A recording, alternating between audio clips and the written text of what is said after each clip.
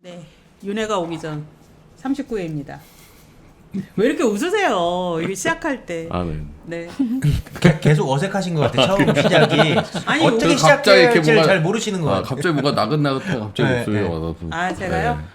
네. 제가 네. 막 윤석열 뭐 하이톤이었다고 막, 갑자기. 네, 막 이준석 욕하다가 또 네. 방송 시작하면 갑자기 제가 점잖은 목소리를 내니까 당황하셨어요. YTN부터 해볼까요? 아 예, 저희는 김백 사장이 갑자기 직원들을 상대로 너희들은 1차적으로 회사원임을 자각하라 예? 이런 식으로 얘기를 한 거예요. 아 근데 회사원은 맞기는 맞죠. 근데 일시민식을 봤나? 그런 말이 나온 맥락이 그러니까 뭐 기자 뭐 이런 기자 정신 언론인 이런 얘기하면서 말 안 듣지 말고 시키는 일이나 제대로 똑바로 하라 뭐 그런 취지인 거예요. 그러니까는 젊은 기자들이 많이 반발을 했고 뭐 기명으로 성명도 많이 올라오고 그래서 YTN 내부는 여전히 시끌시끌합니다. 보통 기자임을 잊지 말라고 하지 않나요? 아 그래야 맞죠. 언론사 사장이면 그렇죠. 회사원이기 전에 너희들이 언론인임을 그쵸. 잊지 말아라 이렇게 해야 되는데 그분 너무 대주주에 충성하는 거 아니에요? 아. 요즘그룹에 잘 보이려고 그러시나? 그러니까 사측이 공지문을 가끔씩 올려요. 뭐 방송 속보 대응이 미흡했다 뭐 이런 식으로 많이 올리는데 그게 구성원들 보라고 올리는 글이 아니에요. 그러니까 지금 시청률이 5월 달에는 조금 좋다가 지금 다시 또 좀 기울고 있거든요. 그다음에 갤럽 조사에서 시청자 선호도도 떨어지고 그러니까 뭐 거기에 대한 변명이 필요했던 것 같아요. 그래서 공지 글을 올리는데 대주주 보라고 올리는 것 같아요. YTN이 이렇게 되고 있는데 이건 우리 잘못이 아니에요. 뭐 이렇게 변명한다는 느낌? 그 사장이 그렇게 얘기하는 건 결국 네. 반대로 얘기하면 본인이 언론사의 사장이라는 생각보다는 네, 네. 그냥 어떤 미디어 서비스 뭐 아. 회사의 사장 네. 정도 유진그룹의 그러니까 계열 대주주의 뜻을 충실히 따르는 미디어 뭐 기업의 사장이지 언론사의 사장 뭐 보도 전문 채널의 사장이라는 생각을 안 한다는 얘기 아닐까요? 맞습니다. 그런 얘기 안 해요. 네. 저는 근데 YTN 기자님들 성명 보고 너무 기뻤어요. 아 예. 기자 정신이 살아있다. 그럼요. 젊은 기자들 시퍼렇게 살아있네. 네. 내용 네. 소개해 주세요. 네? 내용을 소개해달라고요? 네, 기자들이 뭐라고 했는지. 아니 그러니까 내용이 워낙에 길어서 근데 회사원임을 뭐 당연히 회사원임을 자각하지만 그 전에 언론인으로서 사명 다하겠다. 뭐 그런 내용. 왜 사장이 여러분들이 언론인이기 전에 회사원임을 자각해야 된다라는 얘기가 나온 그 배경에 대해서도 한번 말씀해 주시죠. 그게 원래 그 다 뭔가 진행하고 있네.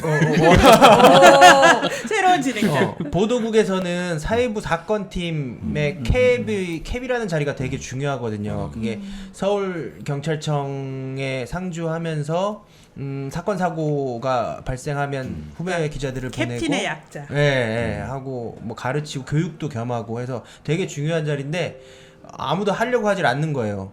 지금 김백 체제 아래서 일하기 싫다는 거죠. 그러니까 회사가 기회 줄 때 잡지 왜 그러냐 뭐 그런 식으로 나오는 거예요. 김백 사장은. 그다음에 뭐 특파원도 선발하고 있는데 지원자가 적고 하니까 본인들 보기에는 이상하고 어이없겠죠. 이렇게 좋은데 본인들은 다 자리 탐해가지고 계속 다니던 사람들이니까 이렇게 젊은 기자들이 이렇게 나오는 거에 대해서 이해가 안 가는 거예요. 그러니까 너희들 회사원인데 기회 줄 때 잡아라 이런 식으로 나오는 캡을 거죠. 지금 발령을 낸 거예요? 지금 캡을 캡이 없애- 비어 있어요. 공석이에요. 공석이에요. 캡이 공석이고 서로 심지어 안 하려고. 그러니까 기존에 있던 친구가 사퇴를 한 예, 거예요. 나 본인 도저히 못하겠다고. 네. 그것도 그거죠. 예. 너무 무리한 지시하고 이랬던 네, 뭐 거죠. 그런 것들이 발단이 됐죠.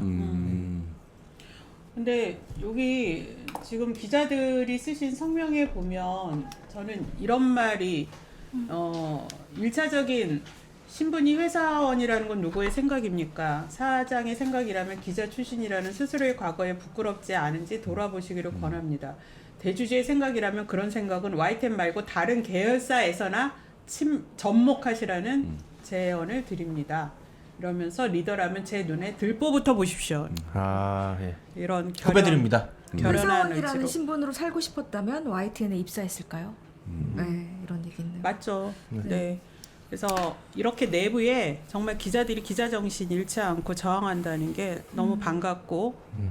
그게 사실 뭐 저희도 좀 비슷한 뭐 처지라고 할 수가 있는 건데 그 YTN의 젊은 기자들이 김백 체제 내 아래에서 일을 하지 못하겠다라고 지금 캡 자리를 이제 거부를 하고 있는 거잖아요. 그런데 어쨌든 이제 방송하는 사람들 입장에서는 그 일이라는 거, 방송이라는 건 또 해야 되는 거기 때문에 자기가 어떻게 제대로 된 방송, 제대로 된 기사를 쓸 것이냐에 대한 고민도 분명히 있고 어떤 기자 생활을 하면서 내지 방송을 만들면서 기자의 경우에 국한해서 얘기했을 때 소위 얘기하는 좋은 출입처라는 의미가 뭐 다른 의미가 아니라 평소에 기자 생활을 하면서 다른 사람들은 경험하기 힘든 이제 그런 출입처를 갈 수가 있단 말이에요.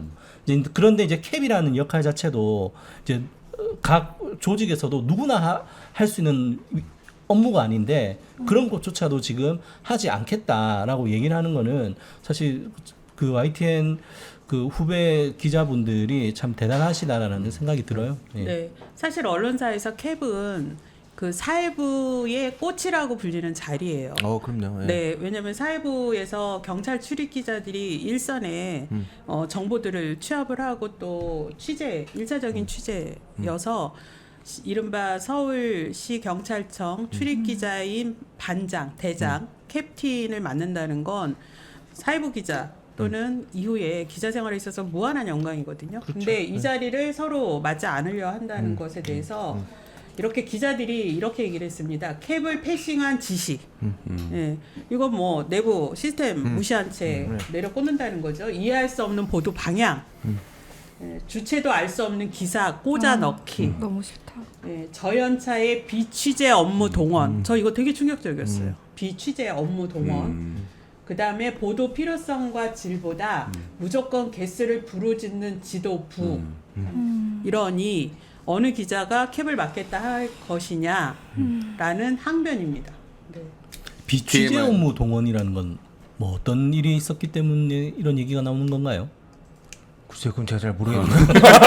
뭐 어디 또막저 술사무 시키고 막 이러는 건 아니죠. 기자들 그건 동원해서 알아볼게요. 예. 아니면 또 광고 따오라 비취재 하고 업무. 그런 건 아니겠죠? 뭐 짐작 가는 건 있는데 제가 말씀드리기가 TMI지만 제가 잠깐 캡을 했었습니다. 2017년 12월부터 1년 동안 캡 했었는데 그 경찰청에도 계시지 않았나요? 아니, 그냥 서울청에만 있었어요. 서울청에만. 경찰청은 안 있었고. 근데 진짜 힘들어요. 그 24시간 계속 사건 사고 터지는 게 언제 어떻게 터지는지를 모르니까 늘상 핸드폰을 이거 손에 놓지를 못하고 뭔가 24시간 대기. 제가 캡 끝나고 제일 좋았던 게 사건 사고를 그냥 관전할 수 있는 거. 사건 사고 일어났구나. 근데 사건 사고 터지면 계속 어떻게 발생하고 누구 어떻게 배치하고 막 이런 것들의 스트레스가 엄청 많지만 그렇더라도 뭔가 캡이 사회부를 전체적으로 뭔가 컨트롤을 하고 사건 사고 사회부 뉴스의 어떤 방향을 잡아가는 그런 좀 보람 같은 것들이 있거든요. 그래서 사실 언론사에서는 되게 중요하게 생각하는 그런 자리인데 거기를 이제 안 맡으려고 한다는 거는 되게 약간 기본적인 것부터 좀 심각한 이게 뭐가 무너지고 있다라는 약간 증표 같아요. 그렇죠. 그러니까 지금 저질 자본에 장악된 그죠? YTN이 지금 이렇게 기자 취재 시스템을 흔들고 있다. 지금 MBC 시경캡이 이기주 기자님 아니세요? 맞아요. 네. 그 슬리퍼 신고 대통령에게 용감한 질문을 했던 그 네네. 기자님. 네. 구두를 신었으면 좋았. 네, 지금 근데 5개 기수 첫 기수 그것만 돌았던 것 같은데 그 이후로 5개 처음에 이제 5개 기수 같이 기자들이 썼던 같이 거였네? 써서 냈고 그 뒤로도 뭐 지금 계속 올라오고 있습니다. 뭐 개인 성명도 올라오고 뭐 오늘 같은 경우는 저희가 지금 24기까지인데 6기 성명도 올라오고 상당히 뭐 거의 30년 가까이 연차된 분들도 성명을 올리고 그 성명을 우리 시민들이 볼 수 있으면 좋겠어요. 네. 어떻게 볼 수 없을까요? 어떻게 할까요? 좀 공유 좀 해주세요. 알겠습니다. 네, 저희 민원인 넓히 퍼뜨릴게요. 네, 여러분, 네, 예, 언론에 대한 희망을 잃지 마십시오. 네. 심은정님이 언론학사 홍보 오윤혜님에게만 일임하지 마시고 큼트님들도 홍보 좀 하세요. M님 요새 방송 많이 나가시더만. 예. 저 못 봤는데 제가 얼마 전에 장인수 기자 저희 이제 사표 내고 네. 나간 장인수 기자가 저널리스트랑 유튜브 하는데 거기에 이제 나갔었거든요. 근데 저는 방송한다고 못 봤는데 이제 댓글 본 저희 수석 부위원장님이 심은정님이 M님이 홍보 안 한다고 얘기하셨다고 혼났다고 그래서 제가 댓글 봤으면 아니 그러니까 바로 했을 텐데. 계속 기다렸나 보네. 이분들이 어디 갈 때마다 자 큼티님들이 하는 언론아싸 많이 봐주세요 이런 얘기를 안 하세요. 이분들 왼손이 하는 일을 오른손이 모르게 한다고요. 그러면 안 된다고요. 적극 홍보하겠습니다, 심은정님. 네, 이제 심은정님, 네, 이제 장인수 TV까지 다 내일 봐주시고. 뉴스공장 전화 통화할 때. 아 너무 짧아갖고 거기서 내일 뉴스공장 또 나가세요? 나가지 내일 않고 콘서트 전- 홍보하려고. 네. 예. 그래요? 또 한다는. 전화 인터뷰 그러면 잠깐 그렇게 하기로 하셔야죠. 했어요. 내일 언론아싸로 네. 생중계된다고. 아. 못 오시는 분들 언론아싸로 보시면 된다고. 미션. 그러셔야죠. 오늘 국회에서 기자회견할 때 제가 발언했거든요. 근데 나중에 끝나고 보니까 저한테 보내신 거예요, 톡을. 그거 힘내라. 콘서트 홍보 좀 MBC 해달라고. 힘내라. 홍보해달라고. 본인건 그렇게 챙기고 저는 네. 말씀 안 아니 해도 언론에서도 저희 거 주시고. 네. 제가 말씀 안 해도 다 네네. 준비하고 있었는데. 아, 네. 네. 알겠습니다. 그렇습니다. 네. 저희가 이렇게 YTN이 처음 하니까 10분 동안 YTN 얘기하잖아요. 아, 예, 예. 네. 네. 다음은 TBS. TBS입니까? 네. 네. 지금 저희는 지금 감사 진행 중이에요. 감사합니다. 저희 감사팀이 감사합니다. 지금 지난주에 네. 복직 얘기를 전했잖아요. 네. 이분들 바로 감사 들어갔습니다. 또 다시. 그러니까 네. 해고됐다가 아. 네. 복직된 분들에 대해서 또 다시 감사한다. 네. 아니. 이틀도 안 돼서 다시 감사를 하는데 감사 이유가 일단 감사를 진행하면서 좀 찾는 거예요? 찾는 방식이에요. 이거 아니. 별건 수사도 아니고 검찰에 나올 때까지 뒤지겠다. 대통령은 이런 거예요? 또 다시 거부권이고 음. TBS 사측은 또 다시 감사고. 그렇습니다. 그리고 뭐 민영화 추진했던 직원들 뭐 또 감사한다. 그러니까 지금 감사를 밥 먹듯이 지금 대표가 하고 있고요. 그래서 지금 굉장히 지금 TBS는 무슨 막 그런 감시 사회 같은 느낌이에요. 그러니까 아침에 출퇴근도 꼭 태그하라 막 이러고 뭐 감사가 진행되고 있고 이러다 보니까 그 1984라는 소설이 생각날 정도로 뭔가 예, 서로가 서로를 좀 감시하고 막 이런 상황이라 너무 여러분 약간 앞에 구조조정. 유래님이 네. 예, 왔다 갔다 하고 계십니다. 구조조정 생각하고 하는 건가요? 아니요 네. 안 나왔어요 유래님. 아니 그렇죠? 근데 월급도 제대로 안 나오고 힘든데 서로 힘든데 좀 그러게 서로 말입니다. 네? 그러니까 더 힘이 빠지는 도와줘야지. 거예요. 왜 네. 감사를 해요? T님 TVN 드라마 홍보하시나요? 감사합니다. 맞아 드라마라고 드라마 네. 하잖아요. 최근에 시작한 새 드라마의 제목이 감사합니다. 아, 네. 그 감사들의 세계를 그린. 땡큐 아니고. 아니 그 감사 말고 이렇게 정말 마지막에 그- 드라마를 못 보시는군요. MBC를 지키기 네. 위해서. 네, 그다음 KBS 기각. TBS 자료 요청 쇄도 이런 거 있는데. 오 그러네요. 얼마 국회에서. 전에 그 과방위 모 의원께서 저희한테 만약에 과방위 언론 장악 그 관련된 국정수사를 한다면 누굴 부르면 좋겠냐라고 물어보시더라고요. 오세훈 서울시장 세워달라. 아 그분은 당연히 했습니다. 서야죠. 그럼요. 네. 그분은 뭐 일빠따니 첫 순서 아닙니까? 그래서 어쨌든 간에 21대 국회보다는 22대 국회의원들께서 TBS에 대한 국정조사에 대한 의지가 되게 강하다는 걸 다시 한번 확인하는 계기였습니다. 네. 국정조사에서 TBS 탄압의 진실이 실체가 드러나게, 반드시 밝혀졌으면 네, 좋겠습니다. 반드시 밝혀지길 바라겠습니다. 그러니까 회사도 자꾸 이사람 뭐 감사 이런 거 하지 말고 이거 어떻게 회사 그러니까요. 살릴 살릴 것인가 건데. 이거를 사장이 고민하고 서울시 찾아가고 그렇죠. 서울시 의회 만나서 이거 어떻게 빨리 연장시키고 다시 정상화시킬까 이걸 고민해야 될 사람들이 자꾸 내부로 자꾸 지원들 더 피곤하고. 맞습니다. 뭐 어떻게든 축소해가지고 어떻게든 팔아 먹겠다 이 심정 아니고서는 이렇게 안 될 텐데요. 그러니까요. 망해가는 어떤 방송사에 들어와서 권력 투쟁을 하고 있는 그런 모양새인 것 같아서 되게 씁쓸하더라고요. 네.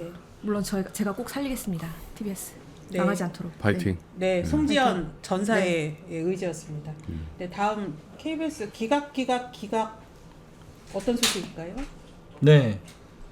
저희가 낙하산 박민 사장이 들어오면서 여러 가지 했던 일련의 행동들과 관련해 가지고 여러 가지 좀 법률 대응을 했죠. 그런데 그게 계속 좀 그 좋지 않은 결과가 나오고 있어 가지고 내부적으로는 좀 힘이 빠지는 상황인데 이번 지난주에 이제 처음 이제 나왔던 게 저희들이 박민 사장이 취임을 하면서 저희 단체 협약에 보면은 저희들이 제작 자율성을 지키고 그리고 임명 동의제 이런 것들을 이제 단체 협약에 규정이 되어 있어서 이 단체 협약을 지키라라는 가처분을 넣었었는데 그게 1심 법원에서 당사자 능력이 없어서 각하가 되었고 그걸 항고심을 해서 고법에 갔는데 고법에서도 또 각하가 됐습니다.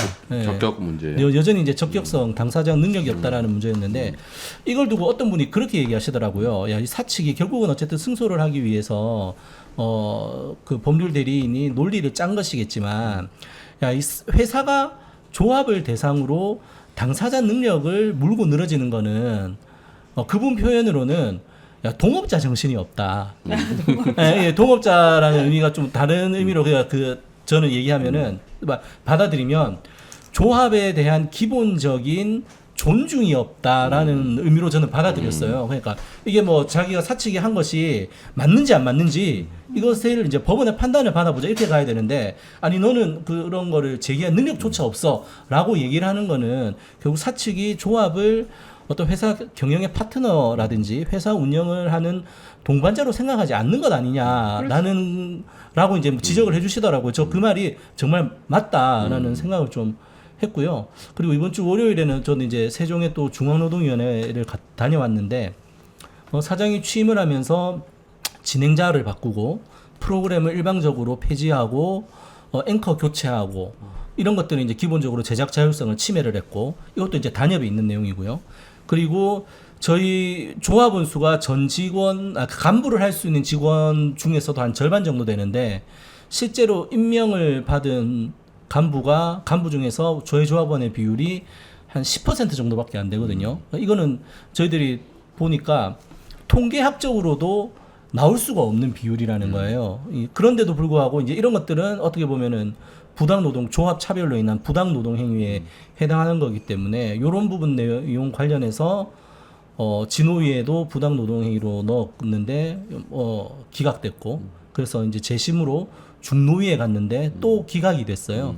이게 보면 저희들 그래서 이제 노동위원회, 노동부가 얼마나 이 언론 사업장, 방송 사업장에 대한 이해가 있는 것인지에 대한 근본적인 좀 의문이 들더라고요. 어쩔 수 없이 우리나라 노동관계법이라는 것이 기본적으로 생산을 직접적으로 하는 생산직에 좀 맞춰져 있어서 그런지 그러다 보니까 노조법에도 저희 방송사업장 같은 편성규약을 위반했다라든지 이런 조항들에 대한 처벌 조항이 없지 않습니까? 그래서 이런 부분들을 좀 국정감사라든지 이건 국회 환노위에서도 좀 다뤄줘야 될 부분이다. 네. 그래서 너무 다른 일반적인 사업장의 기준으로 언론사를 보고 있으니까는 저희들의 문제들이 좀 제대로 다루어지지 않는 것 같다 이런 생각이 들더라고요. 되게 이런 결과가 나오면 되게 힘 빠지거든요, 솔직히. 그렇죠. 네, 뭐 법원 판결이라든지 네. 노동위원회 네. 결정이라든지. 왜냐면 이거 하나 잡고 가는 건데 이게 딱 나왔을 때 굉장히 그래서 이게 이번에도 씁쓸해요. 저번에 단서가 붙었었잖아요. 실제 뭐 각하가 아니더라도 내용을 살펴본다 하더라도 뭐 임명도의자 다툼의 여지가 있고 이번에 그런 표현은 이번에는 없었어요. 그냥 깔끔하게 그냥 당사자 가까웠어요. 능력이 없어서라고만 나왔고 이제 중노위 그 판정서는 일단 좀 받아봐야지 세부적으로 좀 어떤 식으로 판단했는지는 알 수 있을 것 같은데 일단 판정서를 아직 받지 못한 상황이라서 그건 또 좀 봐야 될 것 같습니다. 네. MBC는 살아있다. 바쁘다. 진짜 바쁘시죠. 지금 내일입니다. 바로. 방금도 단톡방에 네. 링크 올리셨어요. 방송 안 하시고. 이 중에 아니 이 링크 언론화사 링크 지금 올리고 있는 거예요. 지금. 언론화사 링크 올리는 거예요. 지금 엄청 홍보하고 있는 그렇구나. 거예요. 왜 지금 그러세요? 홍보 안 한다고 네. 심은정님한테 혼나고 네, 지금 언론화사. 방마다 지금 언론화사 지금 네. 올리고 있어요. 그리고 많이들 좀 봐주세요. 저희 지금 언론화사 댓글에 내일 저희 힘내라 요 MBC 많이 오라고 네. 아주 친절하게 올리신 분이 있는데 네. 제가 이거 MBC 분 아닌가? 아 그래요? 잘 올리고 있네요. 네, 잘 누군지 올리고 모르겠지만. 있습니다. 네, 바로 내일이죠. 네. 준비 잘 되고 있으세요? 이제 준비는 마쳤고요. 이제 네. 얼마나 많은 시민들이 모여 주시냐. 그래서 저희 상암 광장이 꽤 넓어요. 많이 넓어요. 네, 꽤 넓어서 정말 시민분들 많이 와주셔야 되고 진짜 지금 광장입니다. 네. 오늘 이 언론화사 보고 계신 분들은 내일 다 양손에 가족 손 잡고 이게 프로그램이 되게 약간 다채롭고 저희가 준비하다 보니까 저희가 봐도 되게 알차네 하다 싶을 정도로 잘 짜여져 있어요. 그래서 일부는 박찬대 원내대표, 조국 대표, 최진봉 교수, 우리 오윤예님, 그다음에 이상민 크리에이터, 성대모사 잘하는 거기 이제 이선영 저희 아나운서 사회로 토크쇼가 진행이 되고 토크쇼 끝나면 우리 오윤예님이 저번에도 말씀드렸지만 노래를 본인이 이제 가수였다는 것을 보여줄 아. 수 있는 네. 노래를 이제 준비를 하고 계시고 정말 중요한 건 우리 컴티님들 실물로 만나실 수 있습니다. 그렇죠. 우리 네, 우리 큼티 컴티님들. 동지분들도 무대 위에 올라와서 인사를 하고 이제 뭐 내부 구성원들 또 외부의 시민들 응원 메시지 그다음에 2부에는 오직 목소리, 박창근, 노라조 이런 가수분들이 직접 나서 주셔서 이제 문화 공연 형태로 펼쳐져서 사실 지인이나 끝난다. 친구분들 끝난다. 네 이따 다시 얘기 드리겠습니다. 그리고 윤혜님과 함께 시작할.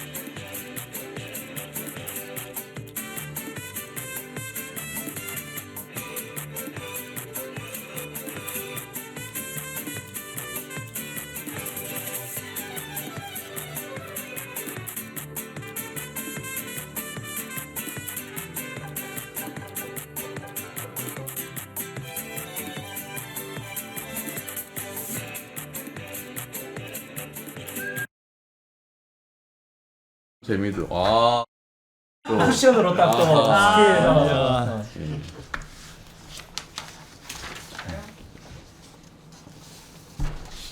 안녕하십니까. 시민의 언론이 아니죠. 시민이 죄송합니다. 시민이 언론의 인싸가 되는 그날까지 언론화사 시작합니다. 저는 오윤혜고요. 오늘 초대 손님도 아주 기대가 됩니다. 슈퍼 언론인들 두 분을 모셨습니다. 변상우 전 CBS 대기자님 모셨습니다. 안녕하십니까. 근데 왜 대기자예요? 왜 대를 붙여요? 그 뭐 통상 기자가 맨 위로 올라가면 이제 보도국장 하고 더 네. 올라가면은 본부장도 할 수 있는데 되게 그렇게 하고 이제 끝나면 논설위원실로 가야죠. 네. 논설위원실이 사실은 보도국보다 급이 더 높은 거죠. 그래서 논설위원 실장이면 꽤 높은 거고 네. 그 다음에 뭐 전무, 상무, 사장 이런 네. 거를 이제 하면 하는데. 되는 건데 본부장까지 했는데 현장 취재로 내려가겠다. 너무 네. 현장에 못 있어봤다라고 하니까 사장이 뭐 친하지도 않은데 그래 가라 네. 라고 말을 하긴 했는데 네. 또 주변 사람들한테 욕먹을 수도 있잖아요. 아. 너무 자기하고 안 친하다가 홀대하는 거 아니냐. 네. 그러니까 이제 갑자기 대자를 붙여가지고 대기자요? 인사규정을 조금 바꿔가지고 아. 그러니까 그 회사의 후배들은 인사규정에 의해서 발령이 난 거니까 대기자 선배라고 할 수 있는데 네. 그냥 여러분들은 그냥 기자는 그냥 기자입니다. 뭐 대는 뭐 근데 그러면 확실히 권력욕은 좀 없으신 거잖아요. 다 사장까지 할 수 있었는데 또 안 하신 거죠? 이렇게 날카롭게 없는 건데 난 이게 화가 나. 윤혜님은 권력욕 이거 되게 중요시하죠. 전 그거 아니, 되게 아니, 있거든요. 그거 전- 있어야죠. 저는 전형적으로 귀차니스트여서 안 한 거지 아, 뭐 진짜요? 권력과는 관계가 없습니다. 그니까 어쨌든 대기자님 모셨고요. 최승호 전 MBC 대표님 모셨습니다. 사장님 네. 이런 분이 사장님. 아, 네, 이분은 좀 권력력 있으신 분이에요. MBC에 몇 년 계셨던 거예요? 아, 몇 년 있었냐고요? 네. 아, 나 갑자기 계산이 안 되네. 아주 애기 예. 기자 때부터 쭉 이렇게 승진하신 거예요? 86년에 애기 PD. 86년에 MBC를 들어갔어요. 그래가지고 뭐 제가 2020년에 MBC 사장을 그만뒀으니까 네. 상당히 오래됐죠. 예. 굉장히 오래 하셨네. 네. 제가 그냥 부연 설명하면 네. 중간에 잘리고 쫓겨난 게 많아서 아, 계산이 이렇게 쉽지는 않습니다. 좀 탄압받았던 언론인이지만 사장까지 했다. 아 네, 그럼 네. 사장은 몇 년 하신 거예요? 사장은 다 2년하고 한 3개월 그 정도 했죠. 예. 임기가 원래 그 정도. 원래 3년인데 그 제 앞에 이제 김장겸 씨가 사장을 했어요. 아, 네. 그래서 그분이 한 자녀 임기를 제가 한 채워서. 거죠. 보궐 아, 자녀 임기로. 그래요. 알겠습니다. 반갑습니다. 엄청 짧게. 짧게 했죠. 예. 그때 저희가 파업해서 이제 박문진 이사 쫓아내고 그래서 박문진 이사장을 교체한 다음에 네. 김장겸을 해임시켰죠. 그 다음에 오신 그다음에 이제 사장님. 공업이사로 아 그래요. 선배님이, 예. 그럼 이 최승호 사장님이었을 때 MBC도 궁금합니다. 이따가 솔직하게 좀 많이 말씀해 주시면 좋을 것 같고. 예, 예. 우리 MBC 소개해 주시죠. 예, 언론노조 MBC 본부장 이호찬입니다. 네, 반갑습니다. 반갑습니다. 네, 언론노조 KBS 본부장 박상현입니다. 네, 반갑습니다. 네, 민주언론 시민연합 사무처장 신미희입니다. 네, 반갑습니다. 자, 오늘 이제 정말 이 두 대 언론인 분들을 모셔놓고 앞에 있는 이 패널에 그 얼굴의 주인공이죠. 이진숙님. 저도 이 여자분을 처음 뵀거든요. 오늘의 주제가 바로 이진숙과 MBC입니다. 변상욱 기자님과 최승호 PD님과 함께 이진숙 방통위원장 지명으로 또 한 번 위기를 겪고 있는 MBC에 대한 이야기 해보려고 합니다. 이제 정말 이제 국민들도 알아요. MBC밖에 없다. MBC만 남았다. 다들 이렇게 생각하고 있는데 TBS, KBS, YTN 공영방송 줄줄이 장악당했습니다. 언론 생활을 정말 오래 하셨잖아요. 아까 보니까 20년도 훨씬 넘게 하셨잖아요. 정말 이명박도 겪어봤고 뭐 박근혜도 겪어봤고 전두환도 혹시 20몇 년 그리고 해직도 당하시고. 34년 5년 네, 정도 하시는 이렇게 오랜 시간 언론을 겪어보면서 윤석열 정권에 대한 언론 어떻게 짧고 굵게 평가하실 수 있을까요? 왜 겁내지 마시고 변상욱 기자님. 이분은 내가 무슨 질문만 하면 겁을 내. 네. 저는 지금 윤석열 정권의 언론에 대한 통제 또는 탄압에 대한 시도는 네. MB 정권이 MBC를 비롯해서 언론들을 탄압하던 거에 약간의 디지털 버전이자 검찰 버전. 예. 아 비슷하다.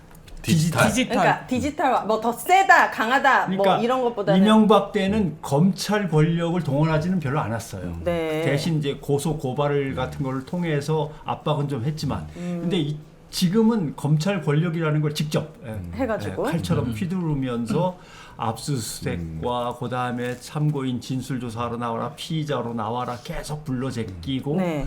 또는 뭐 구속영장 발부라든가 동원할 수 있는 방법은 다 동원해갖고 검찰 권력이 직접 언론에 칼을 겨누고 있다라고 하는 점에서 네.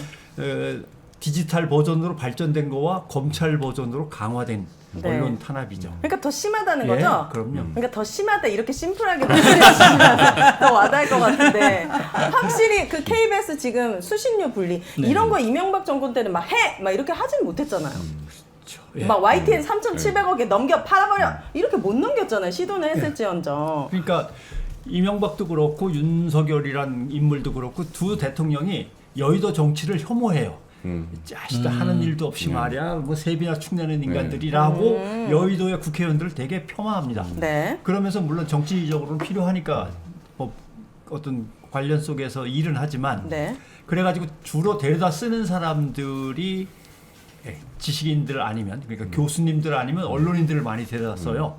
근데 대개는 뉴라이트 쪽 사람들을 이제 데려다 쓰는 게 네. 공통점인데 네, 이번에. 그때하고 지금의 차이는 이명박 때는 검사를 그렇게 안 썼는데 지금은 다 이분은 검사. 완전히 검사로 일단 언론인 아닌 검사로 채우니까. 네. 왜냐하면 교수들은 하라 그러면 눈치가 빠르서 안 하는 거예요.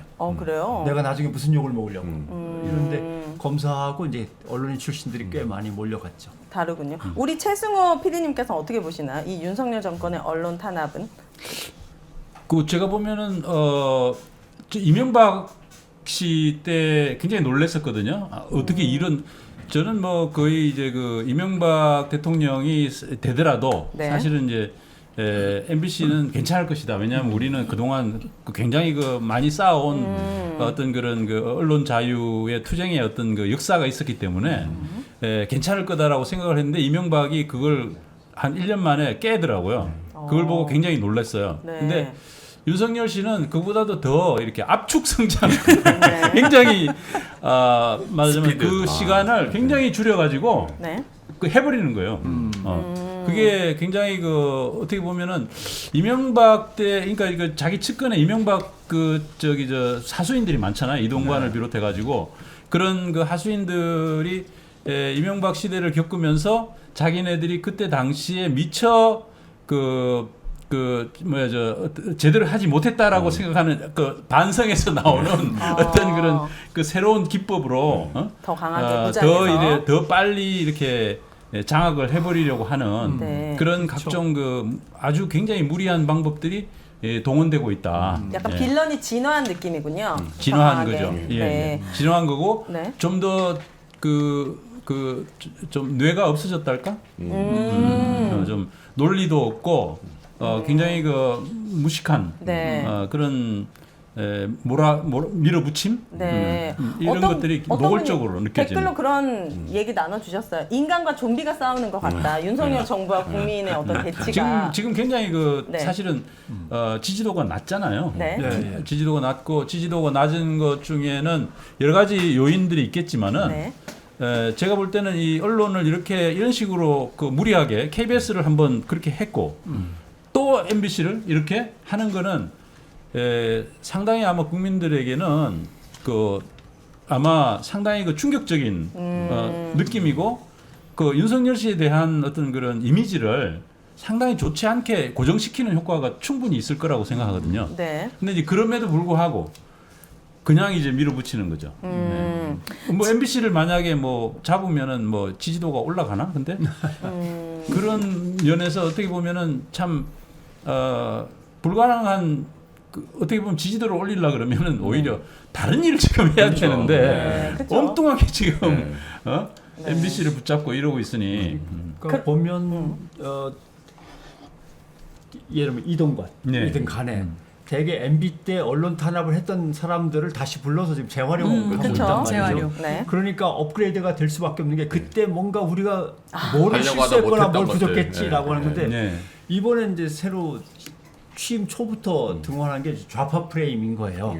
그럼 대한민국에서 좌파로 가장 몰고 가기 쉬운 사람이 누구냐 하면은 뭐예요? 언론노조. 노동자죠. 예. 그러니까 노동조합원들을 이제 좌파 성향의 사람들, 그다음에 노동조합은 좌파 조직, 그러면서 그 총본부인 민주노총 같은 경우는 좌파의 본산지 네. 이렇게 한 다음에 방송국은 결국 좌파 노조가 장악하고 있습니다. 그러니까 네. 결국 이건 좌파 불온한 방송. 그러면서 빌드업을 계속 하다가 순서가 되면 하나씩 치는 거죠.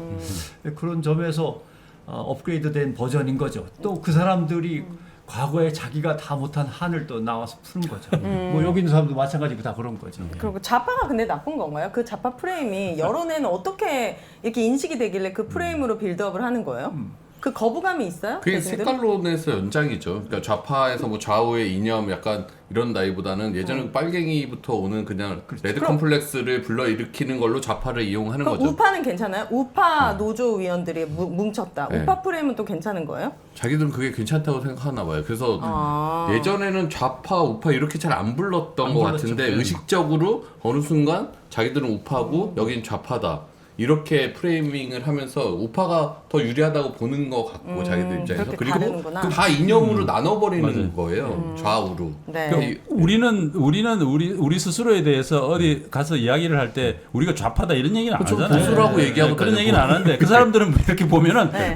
우파를 꼭 우파라고 이야기를 해요. 우파라고 이야기를 하고 이 정도의 성향이면은 중도에서 개혁적 성향을 가진 그쵸. 사람들일 뿐입니다. 네. 네. 근데 그렇죠. 저쪽에서는 그냥 무조건 다 좌파. 네. 그렇군요. 네, 아니면 친북 네. 또는 친중국 네. 성향 뭐 이런 친북이요? 식으로. 네. 그러니까 본인들 편이 아니면 그냥 편을 갈라버리는 예, 거예요. 얼른 갈라버리는 게 그렇군요. 제일 낫죠. 그러니까 자. 오른쪽에서 보면 다 왼쪽에 있는 거니까 그쵸, 그런 그쵸. 거죠. 네. 오늘은 확실히 우파 쪽인데 뭐 아, 옷 그렇죠. 색깔까지 네. 준비했어요. 아니 국민의힘 이분은 아니에요? 항상 빨간색 입는 거 예. 아시잖아요. 그러니까요. 국민의힘과 함께하는 색깔이 있는 분들도 입고 다니는데. 그러니까요. 왜 몰라주는 MBC가 건지. 지금까지 버틴 것도 기적이라고 할 만큼 네. 사실은 바이든 날리면부터 시작해서 전용기 탑승 불허하고 뉴스룸 압수수색 시도했고요.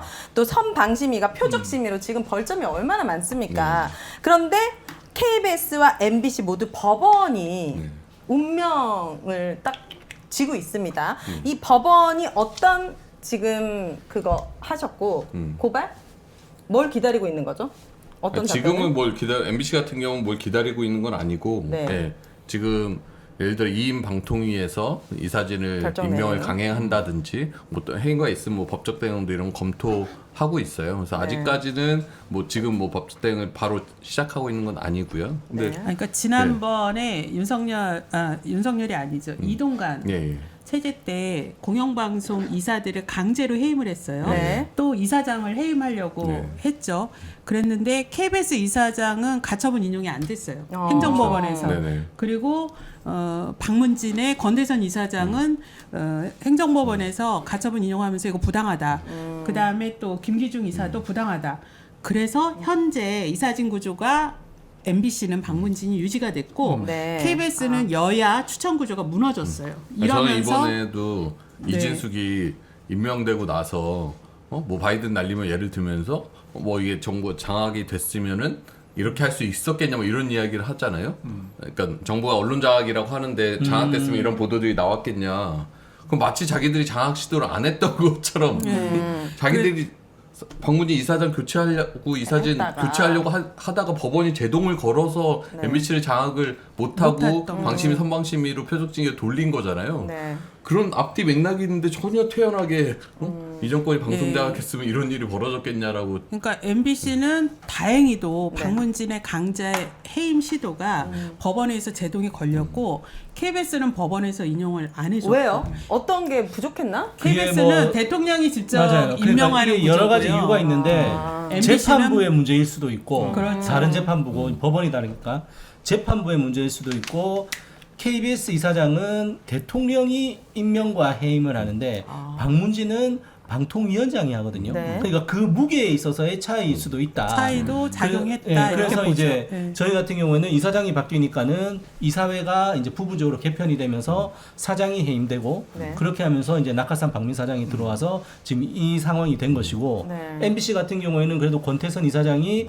법원에서 이제 박문진 이사장을 방통위가 해임하려 했지만 안 돼라고 한 바람에 지금 이사회가 유지가 되면서 사장이 바뀌지 않고 지금까지 버틸 수 있었던 거였죠. 그래서 이런 MBC와 KBS의 차이를 만든 게 법원이다. 그렇군요. 이제 그 얘기를 하는 거죠. 지금 KBS 사장 박민 임기가 12월까지라고 예. 들었는데 만약 연임을 하게 될 경우에 네. KBS 내부 구성원들은 사실 버틸 힘이 되게 힘든 상황일 텐데 내부 분위기가 궁금합니다. 일단 많은 사람들이 뭐 저희도 여러 가지 얘기가 있지만은 최근에 박민 사장이 보여준 행태에 너무 많은 실망을 했고 사실 뭐 내부적으로는 그런 것도 있었어요. 박민 사장이 대통령의 술친구라고 하니 이제 KBS의 가장 큰 위기가 수신료니까 네. 박민 사장이 오면은 수신료 위기를 해결하지 않을까? 뭔가 좀 우리를 안정화시켜 주겠지라고 기대를 한 사람들도 있었는데 뭐 저희들은 언론 노조 KBS 본부는 절대 아니다. 그럴 리가 없다라고 생각을 했죠, 저희들은. 네. 근데 뭐 저희 예상대로 전혀 그런 것이 없었고 오히려 와서 그런 기대를 했던 구성원들마저 실망을 많이 시키고 있어서 네. 많은 사람들이 연임을 해서는 안 된다라고 얘기를 하고 있습니다. 근데 이제 저희도 이제 이 사회가 지금 바뀌는 상황이고 했을 때 과연 박민 사장이 한다라고 하면 네. 내부에서 이제 좀 더 이 부분에 대해서 많은 목소리들이 나오겠죠. 그러니까 대통령과 친하면 뭔가 유리한 정책을 펼칠 수 있겠다 이런 기대를 했다는 거죠. 근데 네. 그게 VIP가 어떤 VIP냐가 다른 것 같아요. VIP 1이냐 2냐. 그게 일단 내부의 문제를 공영방송 KBS의 문제를 대통령과 친한 사람이 와서 해결을 할 수 있을 거라고 기대하는 생각하고 것 자체가- 기대하는 것 자체가 잘못됐던 그렇죠. 거죠. 네. 통상 이제 대한민국의 권력이 성격상 진보 정권일 때와 보수 정권일 때 차이가 나는데 진보 정권은 언론을 전체를 하나의 시스템으로 보면서 이 시스템이 잘 돌아가나를 생각을 해요. 그래서 잘 안 돌아간다고 생각하면 개선하려고 그러죠. 예를 들면 김대중 대통령 같으면 언론사 세무조사 한 번씩 쫙 해봅시다. 너무 해먹는 게 많은 것 같아. 이런 식으로 나온다든가.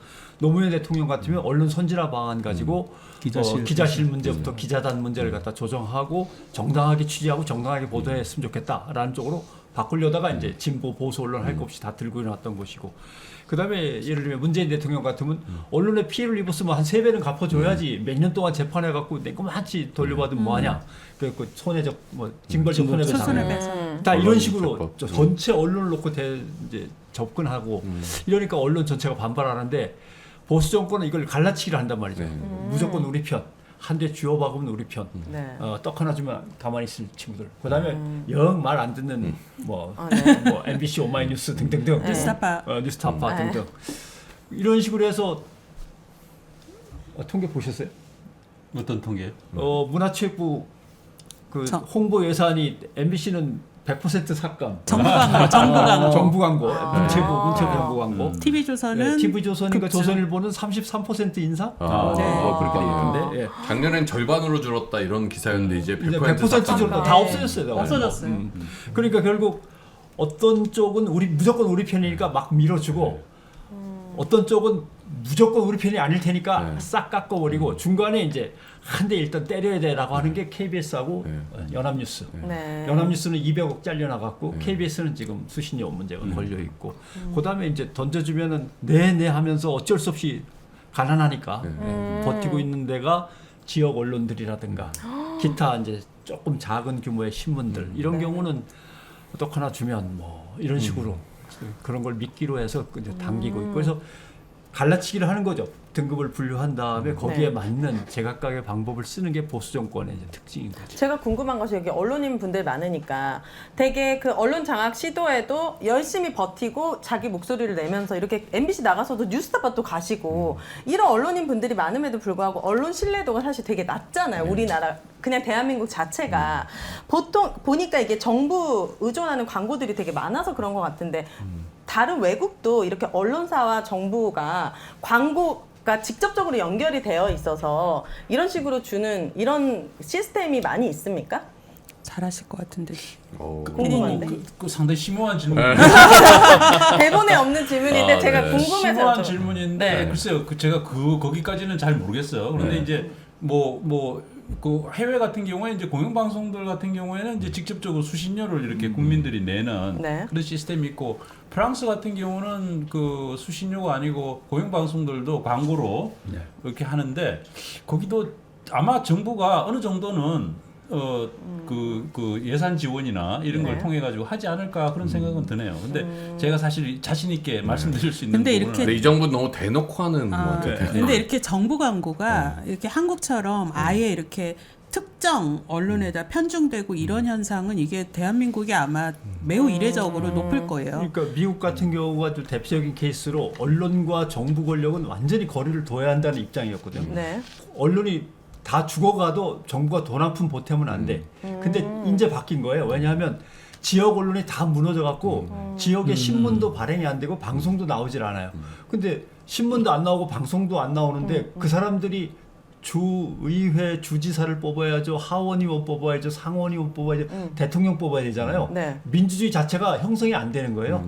그러니까 할 수 없이 지역 언론을 위해서 요새 법을 바꿔가지고 지역 언론 지원법, 지역 기자들 지원법을 이제 만드는 중이고 네. 네덜란드 같은 경우는 좀 바뀌었을 겁니다만은 특이한 케이스가 네덜란드. 9개의 방송사가 있는데 네. 9개의 방송사를 지원하고 싶으신 분들은 회원 가입을 해야 돼요.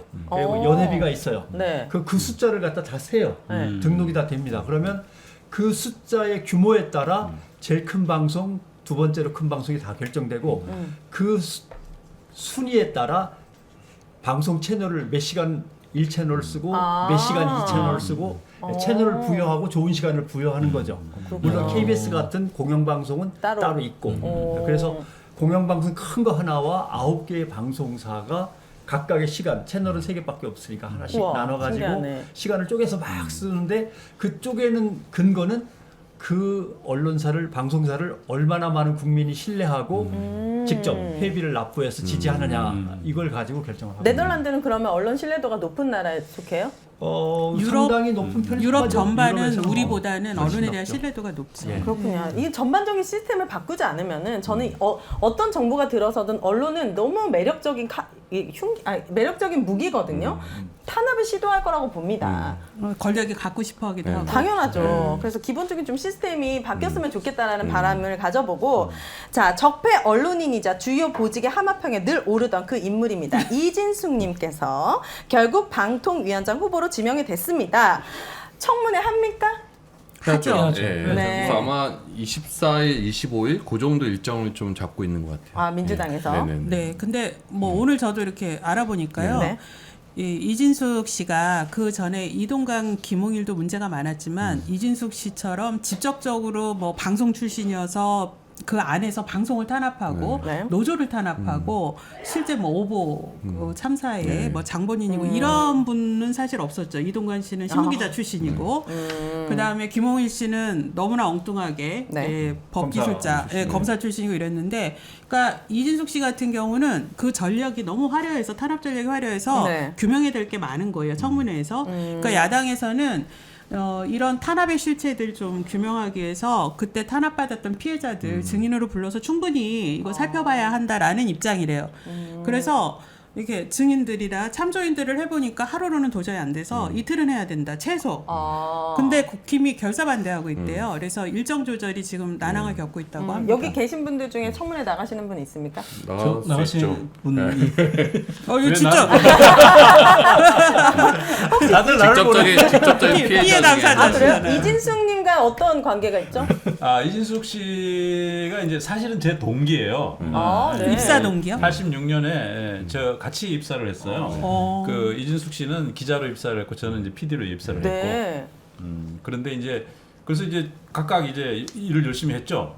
그러다가 이제 노조 활동도 뭐 열심히 하고 그러다가 이제 결정적으로 김재철 씨 오고 난 뒤에 그 친구는 그 길로 가고 네. 저는 이 길로 오고 이렇게 해가지고 나중에 이제 저를 해고할 때 제가 이제 2012년에 저를 해고했잖아요. 제가 해고 당했는 거는 아시죠? 모르실 것 같아요. 방금 알았습니다. 네. 사장도 해고를 당할 수 있어요? 아니 그 당시에는 PD. 정말 재밌다. 정말 그때는 재밌다. 내가 사장이 되기 전이에요. 네. 해고가 됐기 때문에 사장이 됐어요. 와. 정말 재밌다. 근데 네. 이제 그래서 이제 제가 이제 좀 밉보였죠. 그래가지고 이제 김재철 사장이 저를 이제 해고를 시켰는데 그 인사위원회에 이제 이진숙 씨가 제 동기이면서 그 당시 그 기획조정 그 본부장으로서 인사위원이었어요. 와. 그러니까 이제 사측. 좀 밉기도 하지만은 사실은 이제 아무리 그래도 동기 아닙니까? 네. 동기인데 이제 동기를 해고하는 네. 그 일을 한 거죠.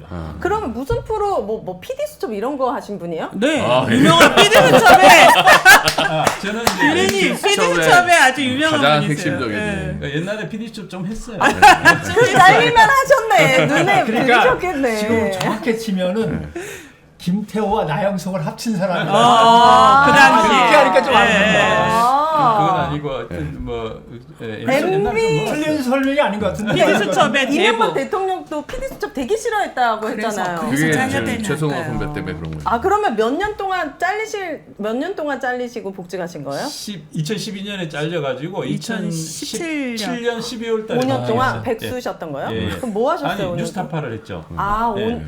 그래서 저는 사실 뉴스타파에서 사실 대단하시다. 저는 뭐 그러니까 이제 저를 아마 자른 사람으로 치면은 이제 아마 이명박 씨 그다음에 김재철 씨 이렇게 떠오르는데 사실은 이제 잘리고 난 뒤에 뭐 그렇다고 해서 아주 불행하게 지냈던 건 아니에요. 네. 뉴스타파에서 시민들이 이렇게 후원을 후원을 해주고. 해주고 네. 이렇게 해서 새로운 어떤 형태의 언론이 생기고 네. 거기서 훨씬 더 이렇게 자유로운 탐사 그런 취재. 탐사 보도를 할 수 있었기 때문에 만드신 거예요? 설마 저분이 뉴스타파? 주연 중에 한 분이 있어요. 그건 아니고 여러분들이 초기 이제 멤버. 그때 당시에 그 해직 언론인들 그때 당시에 다행히도 네. 아니 다행히라고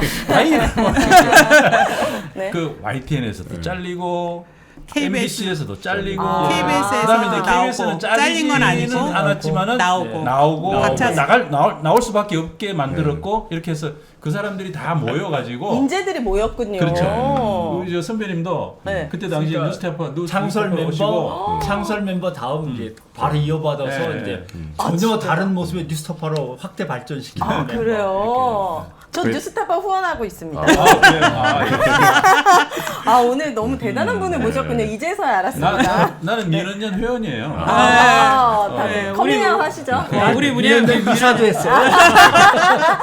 대단한 분들이 모셨습니다. 최승호 선배 네. 해고가 얼마나 문제냐면 그때 당시에 이제 백종문이라는 이제 부사장까지 한 네. 이제 사람이 있었는데 그 오랜만에 사람이 듣네, 백종문. 인터넷 언론 기자랑 통화한 게 이제 녹취록으로 나중에 저희가 민영화 공개가 됐는데 아니 그 민영화 말고 아니요? 그때 그 기자랑 얘기하면서 박성재 최승호는 증거가 없는데 해고시켰다.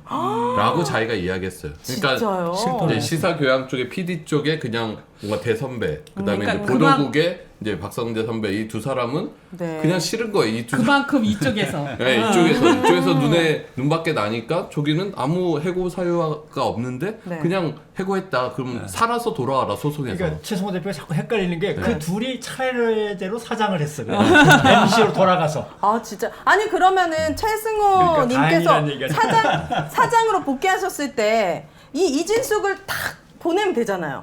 아, 보냈죠. 네. 어디로? 보냈어. 왜냐면 그때 당시 대전 MBC 사장이었죠. 사장이었는데 그분이 예. 제가 들어가면서 해임을 시켰어요. 네. 근데 그래서 어떻게 다시 돌아오죠 그 사람은? 사장에서 그 이제 해임되고 그때부터 이제 해임이 정치했죠. 돼서 그다음에 정치인이 정치인이 됐잖아요. 정치인이 됐죠. 네. 정치인이 돼서 이제 뭐 근데 이제 정치인이 돼 가지고 이제 여러 가지 시도를 했지만 다 떨어졌죠. 다 떨어졌잖아요. 다 떨어지고 했는데 어쨌든 이제 저기 국민의힘에는 굉장히 그 깊은 인상을 줬던 것 같아요. 그리고 이제 윤석열 대통령한테는 굉장히 아마 MBC 문제를 해결해줄 적임자다. 어떤 적임자다라는 그 느낌을 주지 않았을까. 그러니까 이제 보수적인 정당 쪽에서 뭔가 이렇게 여전사가 필요한 그런 순간들이 있어요. 그래서 예전에는 KBS 출신의 전효 선생을 많이 이제 기용했는데 네. 그 양반이 이제 몸도 아프고 떠난 뒤로는 마땅한 인물이 없는데 이진숙 씨로서는 딱이죠. 그런데 이 선거 나가려고 매번 노력을 하다가 계속 안 컷오프되고 됐죠. 경선에서 탈락하니까 네. 자리를 주기도 뭐 했고 방송 쪽에 자리를 줄까 뭐 하다가 이제 과거에 막 무슨 좀 막말 내지는 악랄한 발언을 했던 게 계속 그래요? 붙여지면서 도중에 하차하게 된 게 한 번 있었고 그러면서 네. 저는 거기서 이제 끝났구나 생명 생각했는데. 근데 갈 데가 없다. 이쪽에서는 경선 탈락 계속하고 이쪽에서는 뭐 좀 하려고 했는데 옛날 과거의 흑역사가 나오면서 탈락했으니까 이거 갈 데는 없잖아요. 그럼 다른 근데 일 하면 되잖아요. 근데 등장한 거죠. 네, 지난해 방통위원으로 국힘이 추천을 했었어요. 그렇죠. 와. 그 근데 자리에서. 민주당이 반대했죠. 네. 그래서 국회에서 추천을 안 했는데 네. 그걸로 끝나는 줄 알았어요. 정말 끝나는 줄 그때 알았어요. 언론계 다 반대했고, 그죠? MBC에서도 강력 네, 반대고. 그쵸. 근데 어떻게 대전 MBC 사장까지 해요? 아니 그거는 그거는 그 이제 전에 이명박근혜 그 전에 정권, 이명박 박근혜 박근혜 정권 때 잘 시절. 나갈 때. 근데 대전 최승호 MBC에서 잘려 나간 다음에 최승호. 정치권으로 가서 이제 겪은 일들인 네, 거죠. 최승호 사장님을 복귀해가지고 이제 자르고 자르고. 그러고 정치권으로 갔는데 안 됐어요. 다 낙선하거나 낙천하거나. 네. 그러니까 내가 이진숙 씨라도 이번에 꼭 방통위원장을 해야만 해요. 여러분들이 도와주셔야 됩니다. 왜냐하면 아무것도 안 했고 고향이 대구야. 네. 아, 그쪽 대구? 그 옆에서 태어났잖아요. 그리고 대구에서 지방자치 선거에 나가려고 했는데 공천을 받으려고 하다가 컷오프하고 잘렸어요. 네. 네. 대통령 선거가 앞에 있지만 그 전에 지방 선거가 있어요. 그러니까 지금 아, 방통위원장은 나가고 싶어. 장관급이잖아요. 네. 네. 장관급을 한 달이든 두 달이든 하고 하고. 자기가 탄핵받고 뭐 탄핵 안 받고 나오든 자가 나오면 이력을 예, 쓸 수 있구나. 국민의힘에서는 대구시장. 장관급에 맞춰서 한 자리를 줘야 돼. 네. 그러면 대구 홍준표 시장은 이제 죽었어. 이제 강력한 라이벌이 이제 뒤 밑에서 치고 올라오는 거지. 그래요. 그럼 이진숙 씨의 화려한 이력에 대해서 좀 알아보도록 하죠. 이분이 여성 종군 기자, 최초의 여성 종군 기자로 처음에는 굉장히 주목받고 그랬던 분이었는데 언제부터 김재철 사장이 들어와서부터 확실히 바뀐 거예요? 노선이 달라졌다고. 노선이 이제 달라졌. 글쎄, 그러니까 저는 저 같은 아마 우리 이호찬 본부장이 더 잘할지도 몰라요. 이호찬 본부장은 이제 보도국에서 저기 선후배 관계로 기자 선배로 아, 이제 진짜요? 좀 지냈나요? 어떤가요? 조금 지냈는데 이렇게 같이 막 저는 이제 사회부에서 한창 어린 연차고 이진숙 기자는 뭐 국제부나 이런 쪽으로 있는 상황이어서 같이 일은 못 해봤어요. 그래서 저도 사실 이진숙을 경험한 건 김재철 시대에 이제 뭐 파업하고 투쟁하고 이럴 오케이, 때부터 오케이. 이제 오케이. 알기 시작한 거라서. 그럼 네. 내가 더 잘 알겠다. 예, 예. 네.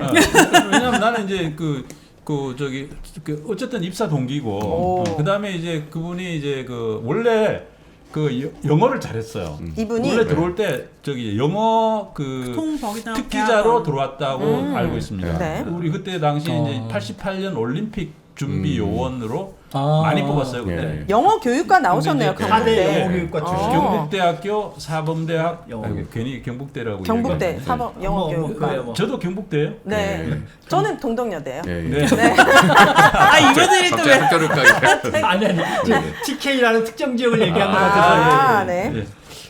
저도 뭐 대구고. 네, 전 광주고. 예. 네. 네. 그러니까 이제 그런데 이제 그분 같은 경우에는 뭐 기자 생활을 이렇게 하면서 제가 이렇게 그 보면은 뭐 나름 열심히 했다고 생각을 해요. 그리고 네. 이제 그 뭐야 저 뭐 그때 우리 노조가 MBC 노조가 굉장히 파업을 많이 했습니다. 맞아, 기억나요. 공정방송의 시스템을 만들기 위해서 와. 사측과 굉장히 많이 싸웠거든요. 네. 92년에 굉장히 큰 파업을 했어요. 그 당시까지 아마 최장기 파업이었는데 52일 파업인가 그때 손석희 선배 잡혀가던 그 파업인가요? 그렇죠. 손석희 선배 잡혀. 손석희 선배가 이렇게 수갑 네, 차고. 수갑 차고 아. 가는 장면이 네. 사진이 있는 그 92년. 그 파업이었는데 네. 그 당시에 그 이진숙 씨가 선봉대로서 단식 투쟁을 했습니다. 아, 그래서 이제 아, 단식을 뭐 처음에 몇십 명이 시작해가지고 마지막에 3명이 남았대요. 그 중에 한 명이 이진숙 씨였어요. 아, 언론의 자유를 지키고 그렇죠. 싶어서. 언론 자유를 오. 위한 어떤 그 시스템을 만들어야 된다. 근데 뭐 이런 분이 왜 이렇게 어떻게 이렇게 되지? 공정방송 뭐 그 협의회 이런 걸 갖다 강화시켜야 되고 이런 걸 그 당시에 요구 조건으로 내건 파업이었거든요. 네. 그래서 결국은 그 파업에서 이제 성공을 했습니다. 예. 그랬는데 이제 그 사람이 그때 어떻게 보면 자기도 기여해서 만들어 놓은 그 시스템을 네. 나중에 이제 김재철 씨가 오고 난 뒤에 국장이 되고 본부장이 되더니 이 자기 스스로 파괴하는 그런 아. 일을 한 거죠. 그 정말 달콤했나 보네요. 그 권력욕이. 그래서 박성재 전 사장이 재판에서인가 뭐 이렇게 봤을 때 이진수 변호인한테 왜 이렇게 달라졌냐고 했더니 세계관이 달라졌다고 자기가 세계관이 바뀌었다 뭐 이런 식으로 자기가 진술을 했다고 하는 거. 바그다드 좀 갔다 오고 아니 폭탄 근데 터지는 거 보더니 세계관이 바뀌었다. 이진숙 씨가 사실 저희가 민원연이 지금은 이제 운영 안 하고 있지만 언론학교라는 프로그램이 있었어요. 네. 91년도 시작을 해서 저희가 2000년대 초반까지 시민 강좌로는 유명했거든요. 거기 정말 진보적이고 개혁적인 분들 이제 네. 이런 분들이 강사로 오셨어요. 네. 근데 초기에 이진숙 씨가 언론학교 강사였어요. 인기 강사. 음. 제가 직접 섭외했습니다. 아. 왜냐하면 그 당시만 해도 여성 기자가 이렇게 도드라지게 활동하는 그럼요. 경우가 네. 없었고요. 네. 특히 이제 종군 기자로 여기 이라크 바그다드입니다. 딱 그 완전히 국민들에게 딱 각인되던 시절. 희망받는. 네, 그래서 오셔가지고 뭐 언론 자유, 특히 그 당시만 해도 여성 기자들이 성차별 많이 받던 시절이거든요. 네, 이런 성평등 예, 인식 또 마인드도 당시에 네. 진보적이었거든요. 음. 그래서 이진숙 씨가 언제부터 이렇게 됐죠라는 질문을 정말 궁금한 사람 중에 한 분. 근데 그 질문을 저는 너무 많이 받았는데 지금도 계속 반복된다는 게 약간 좀 안타까워요. 이 사람이 변한 건 너무 오래됐어요. 그러니까 종군 기자하고 이런 건 90년대 초반 이야기고 이 사람이 2008년 이후 이제 김재철 사장, 엄경 2008년? 사장 물러나고 김재철 사장으로 바뀌면서부터 김재철 편에 선 사람이거든요. 그럼 그렇게 산 세월만 해도 벌써 15년, 16년이 그 넘어요. 세월이 훨씬 더 길네. 훨씬 더 길어요. 근데 사람들은 이제 TV에 나왔던 그 이미지만 생각을 해서 그렇지 네. 이미 변절해서 다른 길을 가기 시작한 건 너무 오래돼. 근데 그분이 저기 뭡니까? 김재철 씨에 의해서 이렇게 딱 발탁이 됐을 때 MBC 상황은 어떤 상황이었느냐면은 김재철 씨에 대해서 MBC 내부에 그래도 좀 정상적이라고 할 수 있는 사람들은 다 반대했어요 김재철에. 네. 왜냐하면 너무 그 이명박의 하수인이라는 게 너무 분명한 사람이고 네. 하기 때문에 다 반대했거든요. 특히 보도국 안에 있었던 그 우리 그 옛날에 그 신경민 선배부터 시작해가지고 쫙 그렇죠. 뭡니까 기명으로 자기 이름을 네. 성명서에다가 쓰면서 반대하는 성명서를 냈어요. 네. 그러니까 간부로 쓸만한 사람들은 다 반대한 거야. 그 당시에. 그러니까 이제 김재철 입장에서는 자기가 이제 간부 인사를 해야 되는데 간부 인사를 하려니까 그 성명서에 이름 있는 사람들은 다 빼고 다 빼고 이제 하다 보니까 이제 이진숙 씨가 어떻게 보면은 남은 거예요? 굉장히 이제 눈에 띄었던 것 같아요.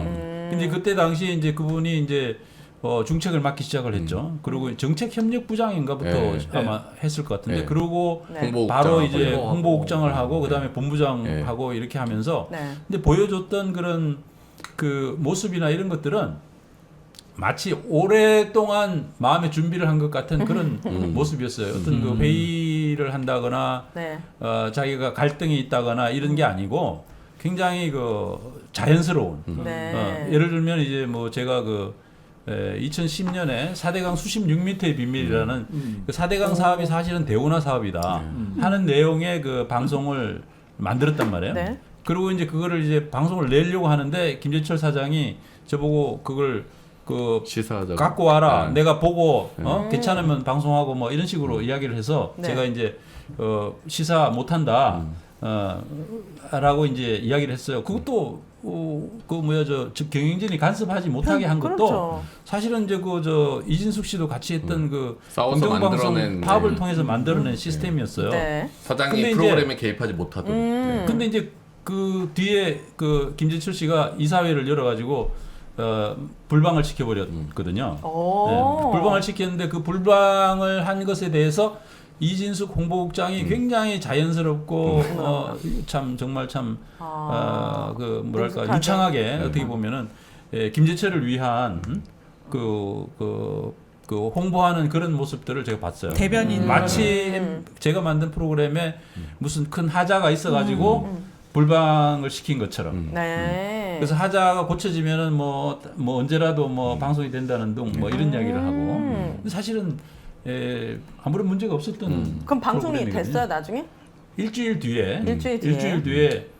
방송이 됐습니다. 아. 결국은 이제 굉장히 많은 반발이 일어났었고 그 당시에 이제 환경단체들을 비롯해가지고 시민들도 촛불 시위도 하고 네. 이렇게 해서 일주일 뒤에 또 그리고 그 내용을 조금 고쳤어요 그 친구들이 고쳐서 방송을 했었죠. 예. 그렇군요. 그러니까 그때만 해도 막 내부에서 항의하고 싸우고 하면 일주일 뒤라도 방송을 했던 거죠. 근데 이 사람도 이제 업그레이드가 돼서 아예 그냥 프로그램을 그렇죠. 없애버리고 네. 다 쫓아내 버리고 그치, 이렇게 바뀌는 거죠. 그 당시에는 그 방송을 못 나가도록 한다라는 것은 엄청난 사태였어요. 그쵸. 예. 그래서 그거는 뭐 굉장히 큰 사태였고 하기 때문에 네. 시민들도 굉장히 그 MBC 앞에 다 다 오셔가지고 모여서. 여의도 MBC 앞에 촛불 와서 들고. 촛불 들고 그러니까 모이시고 87년에 전두환을 끌어내는 동력이 아직 사회에 남아 있었거든요. 네. 그래갖고 자유와 민주라고 하는 새로운 언론 체제를 구축해 가는데 방송을 못 내보내게 하고 방송 현업자들을 탄압해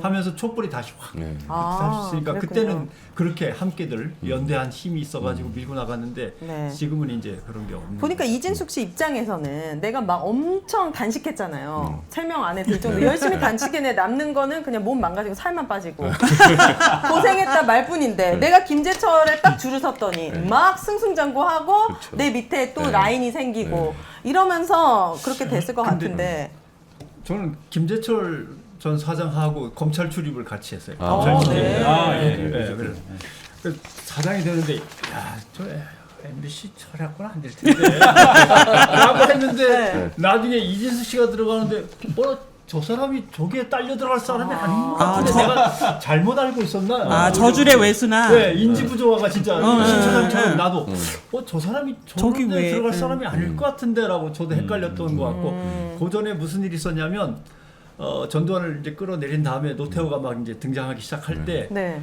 KBS, MBC, CBS의 노동조합 대표들끼리 모여갖고 법학자들하고 같이 민주방송법을 만들었어요. 우와. 그래갖고 촘촘하게 만들어가지고 네.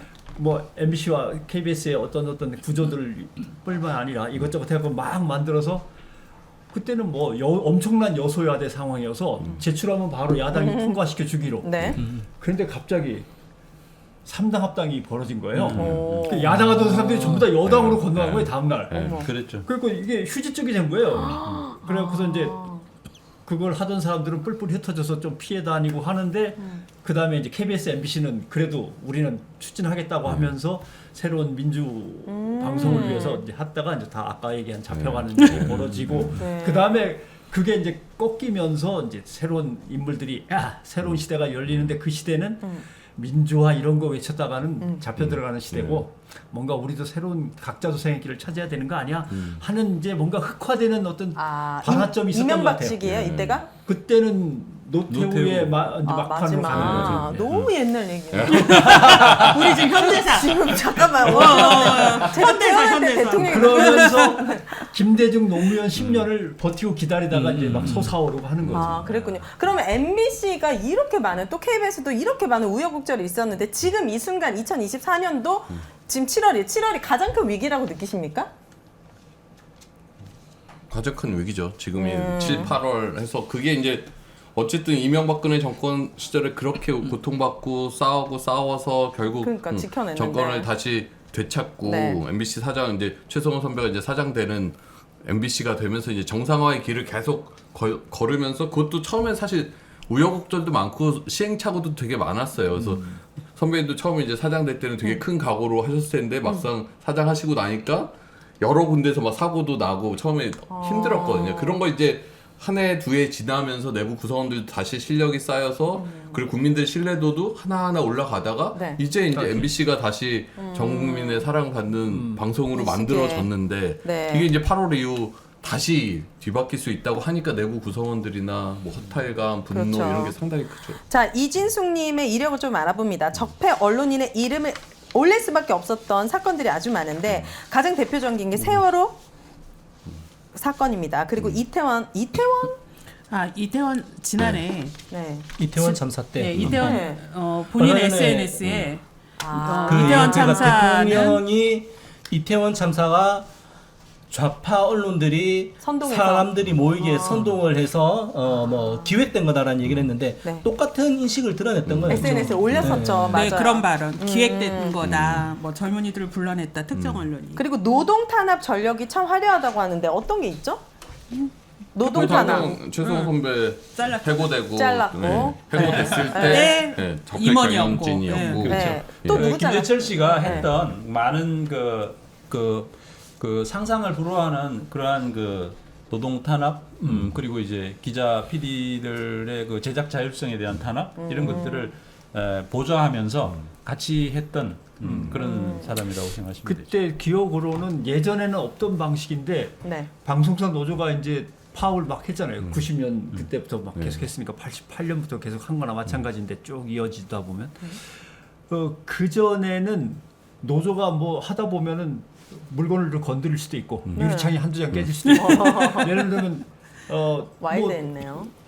투쟁하다 보면 제 시간에 제 자리에 앉아 있지 않을 때도 네, 있죠. 그쵸. 그런 걸 다 체킹해서 이제 고소 고발로 네. 간다든가 노조에게 손해배상 소송을 갖다 해서 돈을 갖다 확 네. 몰린다든가 가압류 예, 뭐 많이 하고. 가압류 해가지고 노조 물건들을 못 쓰게 한다든가 이제 교묘한 방법들이 그때부터 네. 이제 시작이 되죠. 네. 네. 근데 그때는 그래도 윤석열 때처럼 검찰이 직접 들어와서 압수수색해가고 이런 건 아니었지만 나름대로 온갖 방법을 갖다 짜내던 시절이니까 그때도 상당히 업그레이드 되던 시절인 거죠. 그때 김재철 사장이 뭐 이렇게 그때 박문지 이사장이 뭐 청와대 가서 조인트 맞고 인사했다 뭐 이런 식의 폭로를 해갖고 이제 김재철 사장이 되게 위기에 놓이기도 하고 네. 이 사람이 이제 법인카드를 2년 동안 7억 한도 2년 동안 7억이요? 그러니까 한동안 도대체 얼마인지 모르겠는데 와. 한동안 없네. 최수원 선배 사장일 때 그렇게 못 쓰셨을 텐데 아니 그 10만 원 썼다고 난리치잖아요. 와 그죠? 7억이요? 그래서 이제 그런 법인카드 사용 내역들이 내부로부터 이제 폭로가 됐어요. 그렇게 하니까 이 사람들이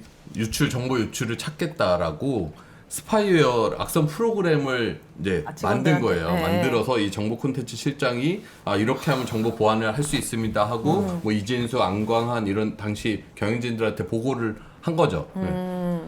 보고를 했는데 그 프로그램이 뭐냐면 프로그램을 이렇게 그룹웨어 우리 사내 프로그램 쓰는 거 있죠. 그룹웨어에 들어가면 자동으로 이제 그 프로그램이 깔리는 거고 네. 이 프로그램에서 이걸 프로그램이 깔리면 여기서 외부로 뭔가 프로그램 전송하거나 하면 다 기록이 회사가 나와요. 다 이걸 볼 수 있는 거예요. 그래서 실제 노동조합의 내부 문건들을 대량 회사가 살펴봤던 되는. 거죠. 그래서 이게 이제 문제가 되고 해서 법원에서 2016년에 확정 판결을 해서 불법 행위에 의한 손해배상 책임 여기에 이진숙도 이런 책임 불법 있다. 행위를 방조한 그 혐의로 손해배상 책임을 같이 받은 사람이에요. 7억 뱉어내라고 하세요. 7억은 이제 김재철이 쓴 거니까. 근데 그런 김재철이요? 김재철을 옹호했던 사람이죠. 계속 예, 앞장서. 옹호하면서 이제 네. 당시에 이렇게 프로그램 통해 가지고 기자나 이렇게 노조원들의 동선이나 이런 정보들을 다 불법으로 들여다본 건데 그거를 임원으로서 알고 있었을 거 아니에요. 근데 방조한 거죠. 보니까 아니 이분 방조가 아니고 네. 자기 주도했어요? 말하자면 본부장이니까 다 보고해서 결정 라인에 있었던 보고를 거예요. 해서 오케이를 그 결제를 했으니까 그게 실행이 되는 거죠. 그렇군요. 그러니까 그러면 거의 결정한 사람이지. 공범이에요, 공범. 공범이네요. 네. 결정한 사람이에요. 밑에 물론 이제 뭐 거기서 뭐 처음에 어떤 아이디어를 주범. 밑에 저기서 냈을진 모르지만은 네. 그거를 그 저기 저 오케이를 하는 거는 결국은 김재철 사장이고 네. 또 본부장이 일단 그걸 오케이를 해야 사장까지 올라가는 거니까. 이분이 대법원 판결에 이걸 네. 묵인, 조장, 방조했다 이렇게 딱 명확하게 처벌받았죠. 예. 집행유예로. 그러니까 손해배상 그러니까 손해배상 소송에서 책임을 손해배상 민사- 책임이 민사재판에서. 있다. 예. 이렇게 된 거죠. 근데 처벌이 너무 가벼워요. 네. 저는 개인적으로 이분도 열심히 살았어요. 재산이 44억이에요. 우리 분발해야 됩니다.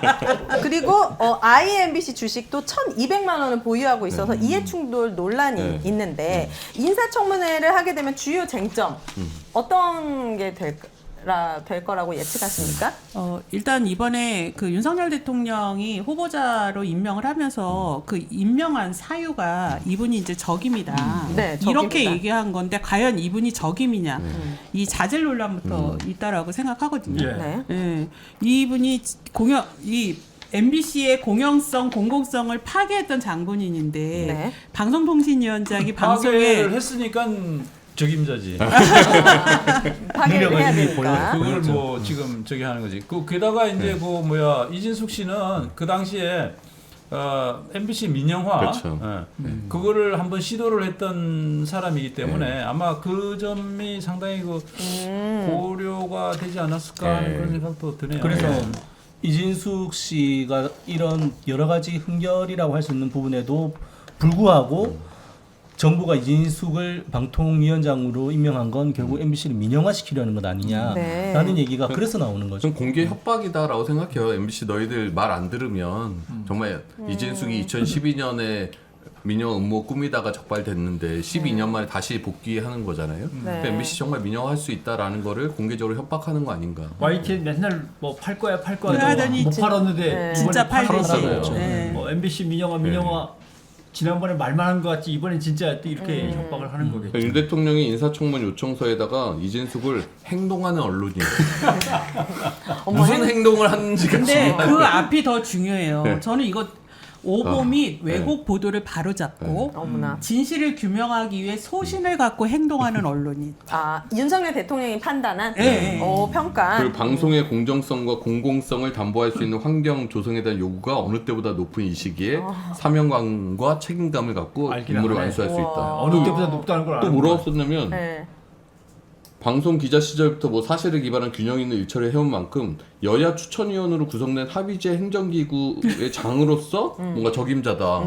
지금 여야 추천위원이 없잖아요. 지금 방통위에 네. 자기가 임명한 2인밖에 없는데 뻔뻔하게 어떻게? 아무 말이나 막 하는 거야. 그러니까 저는 이 대통령도 그렇고 그 정진석 비서실장도 뭐 공정성과 공공성을 확대할 수 있는 적임자다. 그래서 이 사람들이랑 우리가 같은 언어를 쓰고 있는 건가? 어떻게 똑같은 단어를 이렇게 오염시켜서 해석할 수가 있나? 이제 우리의 관심은 거기에 없어요. 지금 네. 40억과 44억. IMBC 주식 1,200원. 이거 팔아야 되는 거예요? 만약에 할 이거 거면은? 아마 저희 청문회 통과하면 판다라고 할 거예요. 자기 뭐 그러니까 1,200만 이렇게 돼 있는 원이니까. 거죠. 자회사도 역시 MBC의 자회사는 네. 방통위원회에서 규제하고 통제하게 돼 있습니다. 그래서 이게 공직자윤리법 4조 1항 보면은 본인 또는 배우자가 직무와 관련해서 얻을 수 있는 이익이 있는 사업에 투자가 돼 있거나 하면 안 된다고 돼 있습니다. 그러니까 벌써 IMBC 주식을 갖고 있는 거 아니에요? 그죠? 그렇네. 그러니까 원래 이 사람이 할 생각 있으면 이거 팔고 벌써 맞아요. 팔았어야죠. 근데 이 사람은 이거 금방 잘릴 거다 어느 기자가 생각하고 물어봤을 거야. 뭐 그러니까 뭐라고 대표냐면 취임 후에 적절한 조치를 하겠다. 취임 후에 네. 그러니까 자기가 취임할지 안 될지 모르니까 갖고 그렇죠. 있는 거예요. 내가 안 되면 손해잖아라고 생각을 하는 거죠. 아니 대단하시네요. 그 기사 중에 뭐가 네. 있었냐면 이분이 워싱턴 특파원 했잖아요. 근데 특파원 시장에 과속을 했대요 미국에서. 네. 그래서 벌금을 물었대요. 그래서 이거 너무 약한 거 아니야? 뭐 한번 운전하다 그럴 수 있지 싶었는데 또 유학할 때도 또 과속이 있었대요. 네. 그리고 또 그 이른바 전용차선 위반 뭐 이렇게 해서 3번의 교통 위반이 네. 있더라고요. 그런데 그 과속 같은 경우는 폭주잖아요. 그래서 이분이 언론 탄압, 방송 탄압 폭주하는데 그때부터 소질이 있었나? 제가 혼자 그런 생각까지 들었어요. 폭주 기관차. 너무 기관차 순수하시다. 자, MBC 장악 시나리오 나왔습니다. 민영화를 시키고 이진숙을 딱 넣어가지고 여러 가지 장악 시나리오가 있는데 OX 퀴즈로 문답 한번 이어가 보도록 하겠습니다. OX. 자, 어렵지 이거 않습니다. 있습니다. 이거. 우리 들어주세요. 이 두 분은 질문을 잘 이해를 못하셔가지고 아, 네. 저희가 대기실에서 질문을 설명을 해드렸거든요. 자, 첫 번째 질문입니다. 이진숙은 8월 12일 전에 탄핵이 될 것이라고 생각한다. 탄핵이 될 거라고 생각하면 O, 아니다, 버틸 것이다, X. 우리 처자님만 오고 나머지는 그 전에 탄핵되지 않는다. 이유를 어떻게 생각하시는 거예요? 왜요? 그러면 일단 위원장으로 취임을 하면 무슨 일인가를 저질러야 됐는데 네. 저지른 다음에 그걸 가지고 탄핵을 문제 삼고 여당과 야당이 운영위원회를 모여 소집해가지고 거기서 다시 탄핵을 할 국회의 회의 날짜를 잡고 하다 보면 8월 12일은 너무 이르다. 한 달밖에 안 남았어요. 빠른 시기가 것 너무 같은데. 이르다. 왜 8월 12일이죠? 근데 8월 MBC 그 이사진, 이사진 임기 때문에 저는 왜 공을 들었냐면 이게 탄핵된다가 아니라 탄핵 소추 발의로 이해했어요. 발의. 네. 그래서 발의도 12일은 좀 그러니까 빠르지 저는 않을까? 10일 전에 어차피 박문진 이사를 이사들 임명할 테니까 그 탄핵은 발의될 수 있는데 저는 탄핵 발의되면 사퇴할 거다. 또 자진 도망칠 사퇴? 것이다. 예. 탄핵까지 가기도 이제 전에. 두들기기 전에 또 도망치지 않을까? 그러니까 예. 윤석열 대통령은 반드시 임명을 할 거고 임명되자마자 이분은 아주 그냥 빠르게 박문진 이사를 교체할 거기 때문에 그러면 네. 야당에서 바로 탄핵소추 발의를 할 거다. 근데 탄핵소추 발의 소식이 오기 전에 바로 또 자진 사퇴할 거다. 그럼 바꿔야겠네요. 자, 두 번째 질문입니다. 방송법이죠. 방송법, 방송사법. 이거 통과 어렵다. 22대 국회에서도 통과 안 될 것이다. 하나, 둘, 셋. 통과가 어디까지 통과하는 거예요? 이거 제정인 국회 거죠. 통과. 아니죠. 그거는- 완전 제정되는 것까지. 아, 개정되는 것까지. 제정되는까지는 뭐 진짜요? 통과가 어렵다. 그러면 22대 통과 어렵다가 국회에서 저는 X니까 거부권 통과된다? 저는 그러니까 통과된다. 모든 것을 대통령이 정상적인 사람이라고 생각하고서 하는 건데 그게 아닌 지금 질문을 상황이거든요. 서로 다 이해를 잘못하시는 거부권 행사 당연히 거부권. 네, 거부권 아니에요. 행사 하면 통과가 안 되죠. 안 되는 거잖아. 그럼 그 X잖아. X지. 그럼 이거다.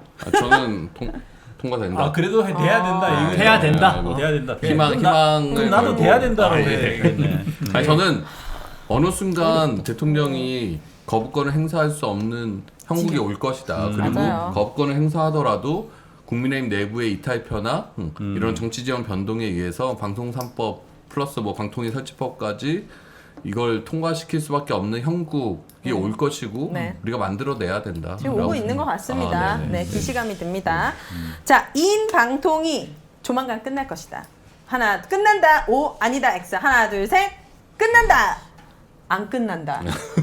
계속 2인으로 간다. 그럼 귀여워. 여기서 의결되는 것들은 다 위법이다. 위법이다라고 갈 텐데도 불구하고. 거기에 이제 헌법재판소에 문제가 걸려 있는 거죠 결국. 네. 헌법재판소는 지난번 판결에서는 3인 체제에서 2명이 찬성을 했으니까 네. 과반이 아니라 제적의 과반 네. 이상이 찬성한 네, 거 아니냐라고 그렇죠. 네. 하는데 지금은 3인 체제가 아니라 2인 2인 체제이기 체제죠. 때문에 네. 2명이 했으면 만장일치가 아니고 네. 그렇죠. 이 2인 체제 자체가 3인 체제와 다른 성립할 수 없는 체제다라고 하는 걸 이제 증명을 해나가야 되는데 문제는 여기서 이제 헌법재판소의 재판관이 또 진보 보수 성향을 네. 볼 때 어떻게 유리한 형국으로 갈 거냐 이걸 이제 재고 있는 것 같아요 윤 대통령은. 네. 그래서 헌법재판소보다 탄탄하게 준비를 시켜놓고 뭐 올라오면 다 와.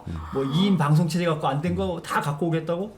다 갖고 와봐라고 할 수도 있는 거죠. 자, 본인이 2인 체제가 완벽하니까 그냥 2인 체제는 다 괜찮다고 생각하는 거예요. 그래서 자기는- 위원장만 바꾸면 네. 되는 거니까. 그러니까 이진숙 씨는 어쨌든 저번에 출근하면서 민주당에 빨리 추천해 달라라고 말을 되게 약간 교묘하게 하더라고요. 그날 네. 보면서 자기 지금 2인 체제인데 민주당이 추천을 안 해서 이렇게 되는 거니까 어머나. 민주당이 추천을 하면 4인제가 되고 네. 여기서 싱크 끊으면 이제 5회가 되는데 그쵸. 뒤에 이제 국민의힘까지 하면 이제 5인 체제가 완성이 된다. 그럼 이제 3대2 구조가 되는 거잖아요.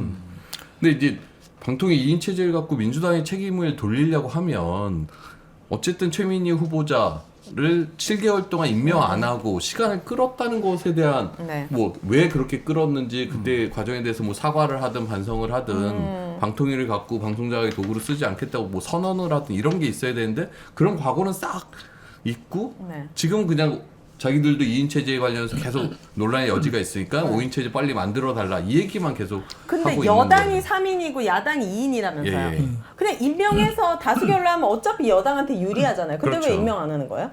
아 국회가 지금 추천을 안 하고 안 있는 하고 거예요. 있는 거죠. 국회가 지금 국회가 추천을 했는데 최민희 후보자를 네. 윤 대통령이 임명을 안 하고 시간을 끌었잖아요. 네. 그러니까 국회가 추천하면 보통 대통령들 다 임명을 해왔거든요. 네. 근데 그걸 대통령이 안 지키니까 국회 자체에서 이제 민주당 우위의 국회니까 네. 아예 방통위원 국힘에서 3명을 추천하는 사람도 민주당이 통과를 안 국회 시킨 차원에서 거죠. 추천을 안 하는 거죠. 그러니까 네. 그러니까 정부하고 국회가 일종의 사실은 신사협정인 거잖아요. 네. 국회가 추천을 하면은 임명권을 가지고 대통령이 임명을 하는 건데 네.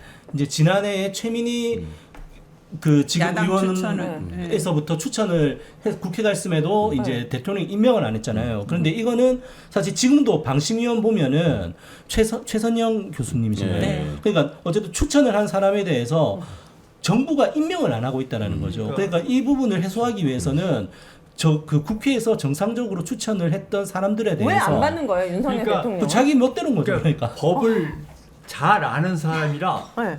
법의 허점을 너무나도 많이 보고 있으니까 그 법의 허점만을 파고들면서 자기들 유리한 대로 끌고 가는 거예요. 법이 그렇게 못하게 돼 있으면 네. 법대로 안 하고 시행령만 바꿔갖고 시행령으로 하지 뭐 이런 식으로 한다든가 법을 잘하니까 그러니까 상권 분립이라고 하는 체제에서 입법부가 행정부에 의해서 완전히 장악당하거나 아니면 훼손당하고 있는 거죠.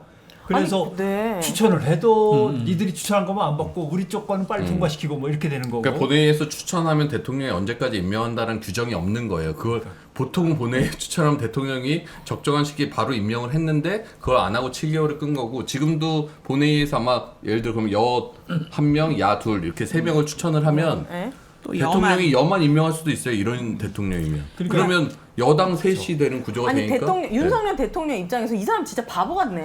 그냥 여당이 3명이고 야당이 2명이라면서요. 이렇게 합의제 기구를 만들고 야당 어차피 다수결이잖아요. 네. 그럼 3명이 무조건 그러면 의결하면 실제로 합법적으로 5명인데 넘기잖아요. 3대 1로 나눠서 토론을 계속 벌이고 거기서 안 된다고 막 지연이 되잖아요. 기연이 되면 네. 조합 빠르게 가라는 대통령의 구호가 안 되잖아요. 성립이 안 돼. 이걸 합의제 웃긴다. 기관처럼 운영을 하기 싫은 거죠. 그러니까 합의제로 하면 귀찮으니까 아예 야당 쪽을 이대로 안 다 하겠다. 통과가 되는 거예요. 자기 마음대로. 지난번에 제가 말씀드렸던 어이가 없네. 그 어이가 없어요. 100 다민영이라고 하는 그 윤석열 정부의 미디어 정책 말씀드렸잖아요. 발음 정확하네 오늘. 100 다민영. 근데 요 하나 말고 또 다른 미디어 정책이 하나가 뭐가 있었냐면 독임제 미디어 행정기관이라는 게 있었어요. 독임제. 독임제. 그러니까 이 독임제라는 거는 지금의 방통위처럼 합의제로 하는 게 아니라 한 명이 독단적으로 하는 미디어 행정 규제 기구를 만들겠다라는 것이 윤석열 정부의 오. 그 공약이었어요. 몇 안 되는 네. 공약. 그렇기 때문에 사실상 지금 방통위를 윤석열 정부가 당시 선거 공약 때처럼 운영을 하고 있는 거예요. 아 독임제를 하고 싶은 거군요. 네. 그래서 하고 이렇게 있는 마음대로 하는 근거가 뭐냐라고 윤석열 대통령한테 따져 물으면 신기하다. 네. 이 사람은 법의 허점이 저의 근거입니다라고 대답을 하는 거예요. 아, 그래요? 법이 확실하게 안 돼 있잖아요. 그러니까 거기서는 내 마음대로 하는 거잖아요. 이렇게 되는 거죠. 와 이게 상식적으로 이해가 안 되지만 자 마지막 질문입니다. MBC 민영화 밀어붙이면 가능하다. 하나 둘 셋. 불가능한 건 없다. 언제도 가능하다 할 수 있다. KBS는 할 수 있다. 왜 할 수 있다고 생각하십니까? 일어나서는 안 되는 일인데 네. 이 정부를 보면은 불가능은 없을 것 같아요. 네, 이 말 그대로 MBC는 민영화 될 것이다라고 하면은 저는 이제 X를 들 텐데 네. 민영화 시도를 할 네, 것이다라는. 가능하다라는 것 자체는 가능하다? 네, 뭐 아 나중에 동의하지 않는 것 같아요. 헌법재판소에서 뒤집어지는 한이 있더라도 네. 일단 무조건 가긴 가긴 갈 간다. 것이다.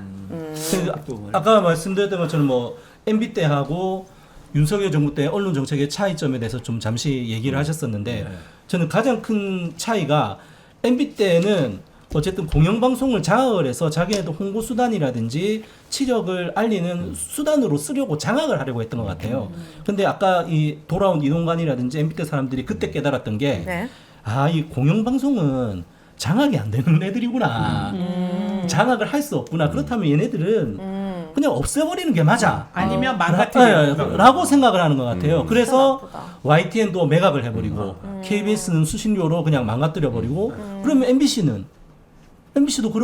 그런 기조에서 보면은 진짜 민영화 시키려고 하는 거 아닌가라는 생각이 드는 거예요. 네. 그러니까 저는 이번에 이진수 후보자가 처음 회견할 땐가 공영방송의 대다수 구성원들이 민노총 조직원이다 이런 표현을 썼잖아요. 그러면서 노동 권력으로부터의 독립이 중요하다 해서 네. 아니, 노조에 있을 때 권력이 있으셨는지 모르겠는데 저는 사실 1도 권력이 없거든요. 네. 권력 그러니까 욕도 없는데. 민주노총도 굳이 민노총으로 바꿔서 얘기하고 조합원이라고 해도 되는데 조직원 이러면서 조직원이라고 조직원이라고 불러요. 했어요. 그래서 네. 뭔가 조폭의 조직원처럼 이미지를 만들고 노동 권력. 근데 노동 권력이라는 게 딴 게 아니라 그럼 공영방송 구성원의 상당수가 노동조합원이에요. 그럼 노동 권력으로 독립한다는 거는 공영방송 구성원들의 의견으로부터 독립하겠다라는 거거든요. 그럼 사장 맘대로 다 하겠다라는 인식이에요. 그러니까 마치 무슨 MBC 프로그램 만들 때 민주노총의 지시를 받아서 프로그램을 만드느냐. 자기도 민노총 조합원이었는데 그러면 민주노총 조합원이었는데 그때 자기는 지시받고 그러면 종 기자하고 자기는 지시받고 프로그램 만들었나. 그런 거 아니란 말이에요. 그러니까 민주노총이 MBC에 어떤 영향력도 미치지 못한다는 거는 지금 삼노조도 알고 그 나와 있는 극우 인사들 다 아는데 네. 자꾸 이렇게 거짓 프레임을 씌워서 그러면서 저는 그래서 이 민주노총 조직원, 민주노총 조합원, 언론 노조 이런 것으로부터 독립하기 위해서 나중에 또 민영화까지 주장하는 거 아닌가? 뭐 이런 네. 생각까지 들더라고요. 네. 그러나 불가능하다. 네. 막아낼 것이다. 아니 네. 우리 사회의 최대 약자 중에 한 분야가 노동자잖아요. 근데 그렇죠. 저는 노동에다가 권력을 붙이는 이런 신박한 프레임을 어떻게 아니, 그럴 때 생각했을까? 왔으면 좋겠어요. 왔으면 좋겠는데 지금 권력이 없어요.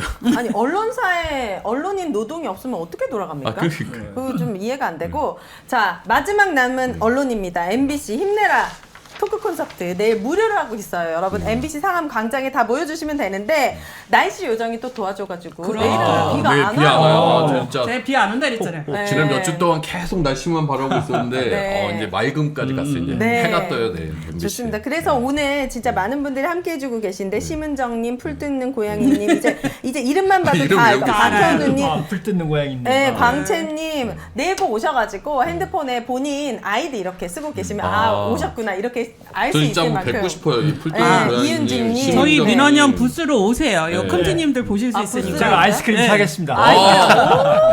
감사합니다. 여기 지금 300분 넘게 했는데 300명 넘게 그러면 100명까지는 제가 아니 저기 네. 노래하실 거라는 걸 노래- 이야기하셨어요. 원래 이분 본업이 가수시잖아요. 네, 오늘 아시게 됐거든요. 저도 이제 이분이 PD 수첩의 PD라는 것도 처음 알게 됐는데 내일 또 노래를 위해서 제가 열심히 준비를 했습니다.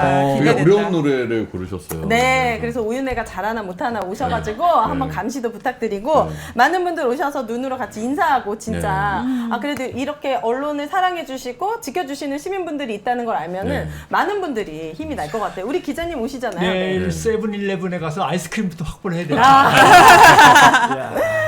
네. 그러니까 뭔가 어쨌든 이진숙 방통위원장 이것도 정말 어처구니가 없잖아요. 그러니까 이 정권이 지난 총선 이후에도 국민의 의견이란 건 정말 안중에 없는 그쵸. 정권이거든요. 그럼 네. 이런 것에 있어서 국민의 목소리는 이거다.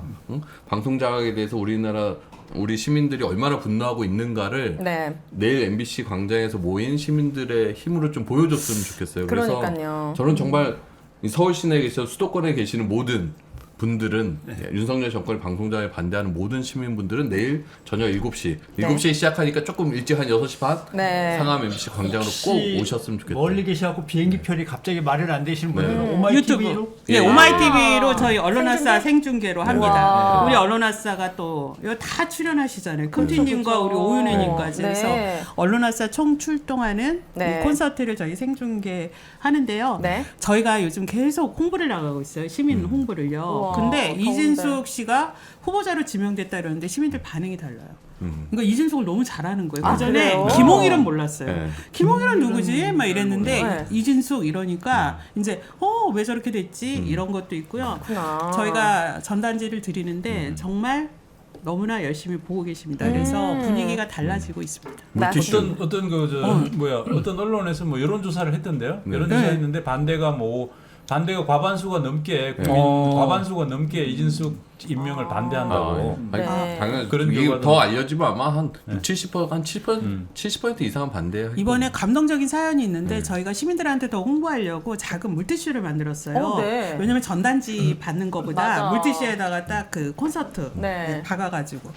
근데 처음에 이제 이 업체를 알아봤거든요. 급히 만들어야 되니까. 그래서 이제 업체가 된다 이래서 문구 보내주세요. 그래서 저희가 딱 문구를 보냈더니 이 사장님이 안 받겠다고. 비용을요? 네. 어디에 어디 물티슈야? 네, 빨리 저기 홍보해드려야죠. 대구에 있는 판촉나라. 판촉나라. 네, 그러시더니 사장님 이러시는 거예요. 사랑합니다. 정말 본인 마음 정말 시민 응원한다. 그 작은 마음으로 기부하겠다 이랬어요. 대구 판촉나라. 네, 그랬는데 저희가 그게 하루에 한 번 나가가지고 30분도 안 돼서 다 동났어요. 1000개가. 네. 그래서 2000개를 또 주문했어요. 네.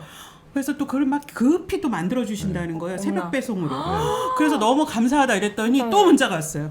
또 제가 기부. 또 이번 것도 기부하겠다. 안 돼. 그러니까 큰일 나요. 그러니까 이러면서 이번 그래서 안 돼요 이번 거 받아야 돼요 이랬더니 이런 주문이 없어야 되는데요. 막 이러면서 그렇구나. 그래서 너무 감사한 세상에 일인데. 이러면서 공영 감사합니다 사장님. 공영방송 지키는데 멀리서 힘을 보태고 싶다. 이렇게 시민의 마음들이 움직이고 대구, 있어요. 심지어 대구니까 대구에서. 더 감동이 밀려옵니다. 네. 이진숙도 대구 출신인데 참 다르네요. 자, 여기도 대구 대구. 출신. 저는 대구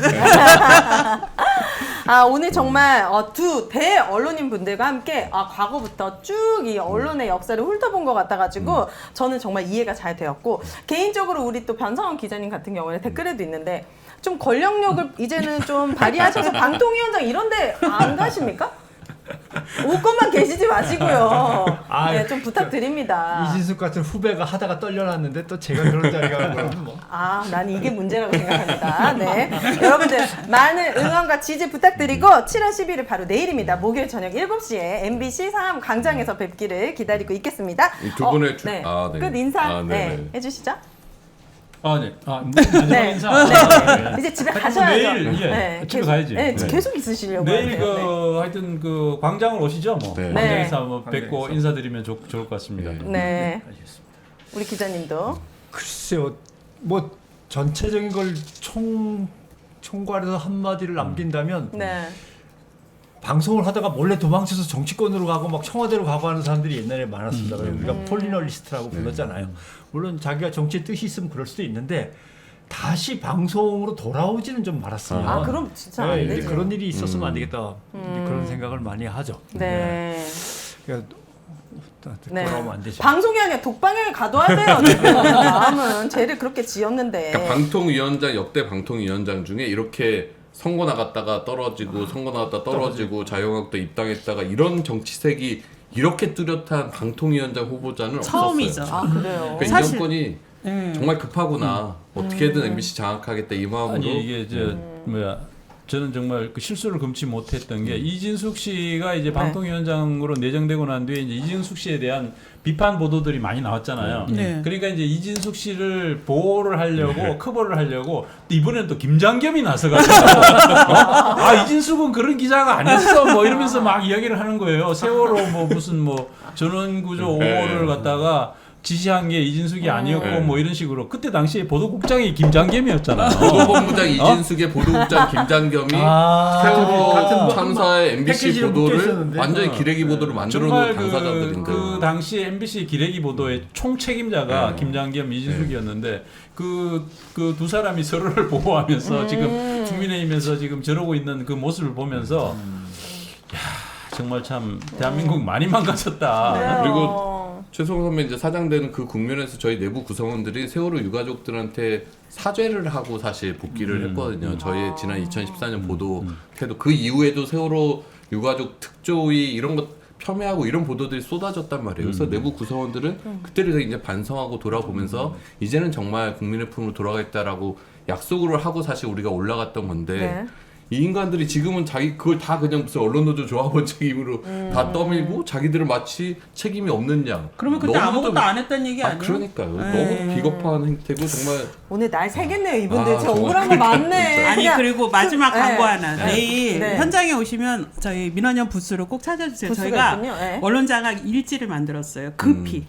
그래서 오시는 분들한테 책이요? 언론장악 네. 어떻게 되고 있나 네. 그거 나눠 드릴 테니까요. 네. 예. 책 아니고 일지. 네, 일지 아주 얇고 네, 얇고 아주 보고 핵심적으로 싶고, 재밌고 그럼요. 또, 네. 그럼요. 오늘 그 어떤 때보다 많이 웃고 재밌으셨다고 해가지고 아주 아, 뿌듯합니다. 감사합니다. 내일 뵙도록 하겠습니다. 자, 시민이 언론의 인싸가 되는 그날까지 언론 아싸! 감사합니다. 감사합니다.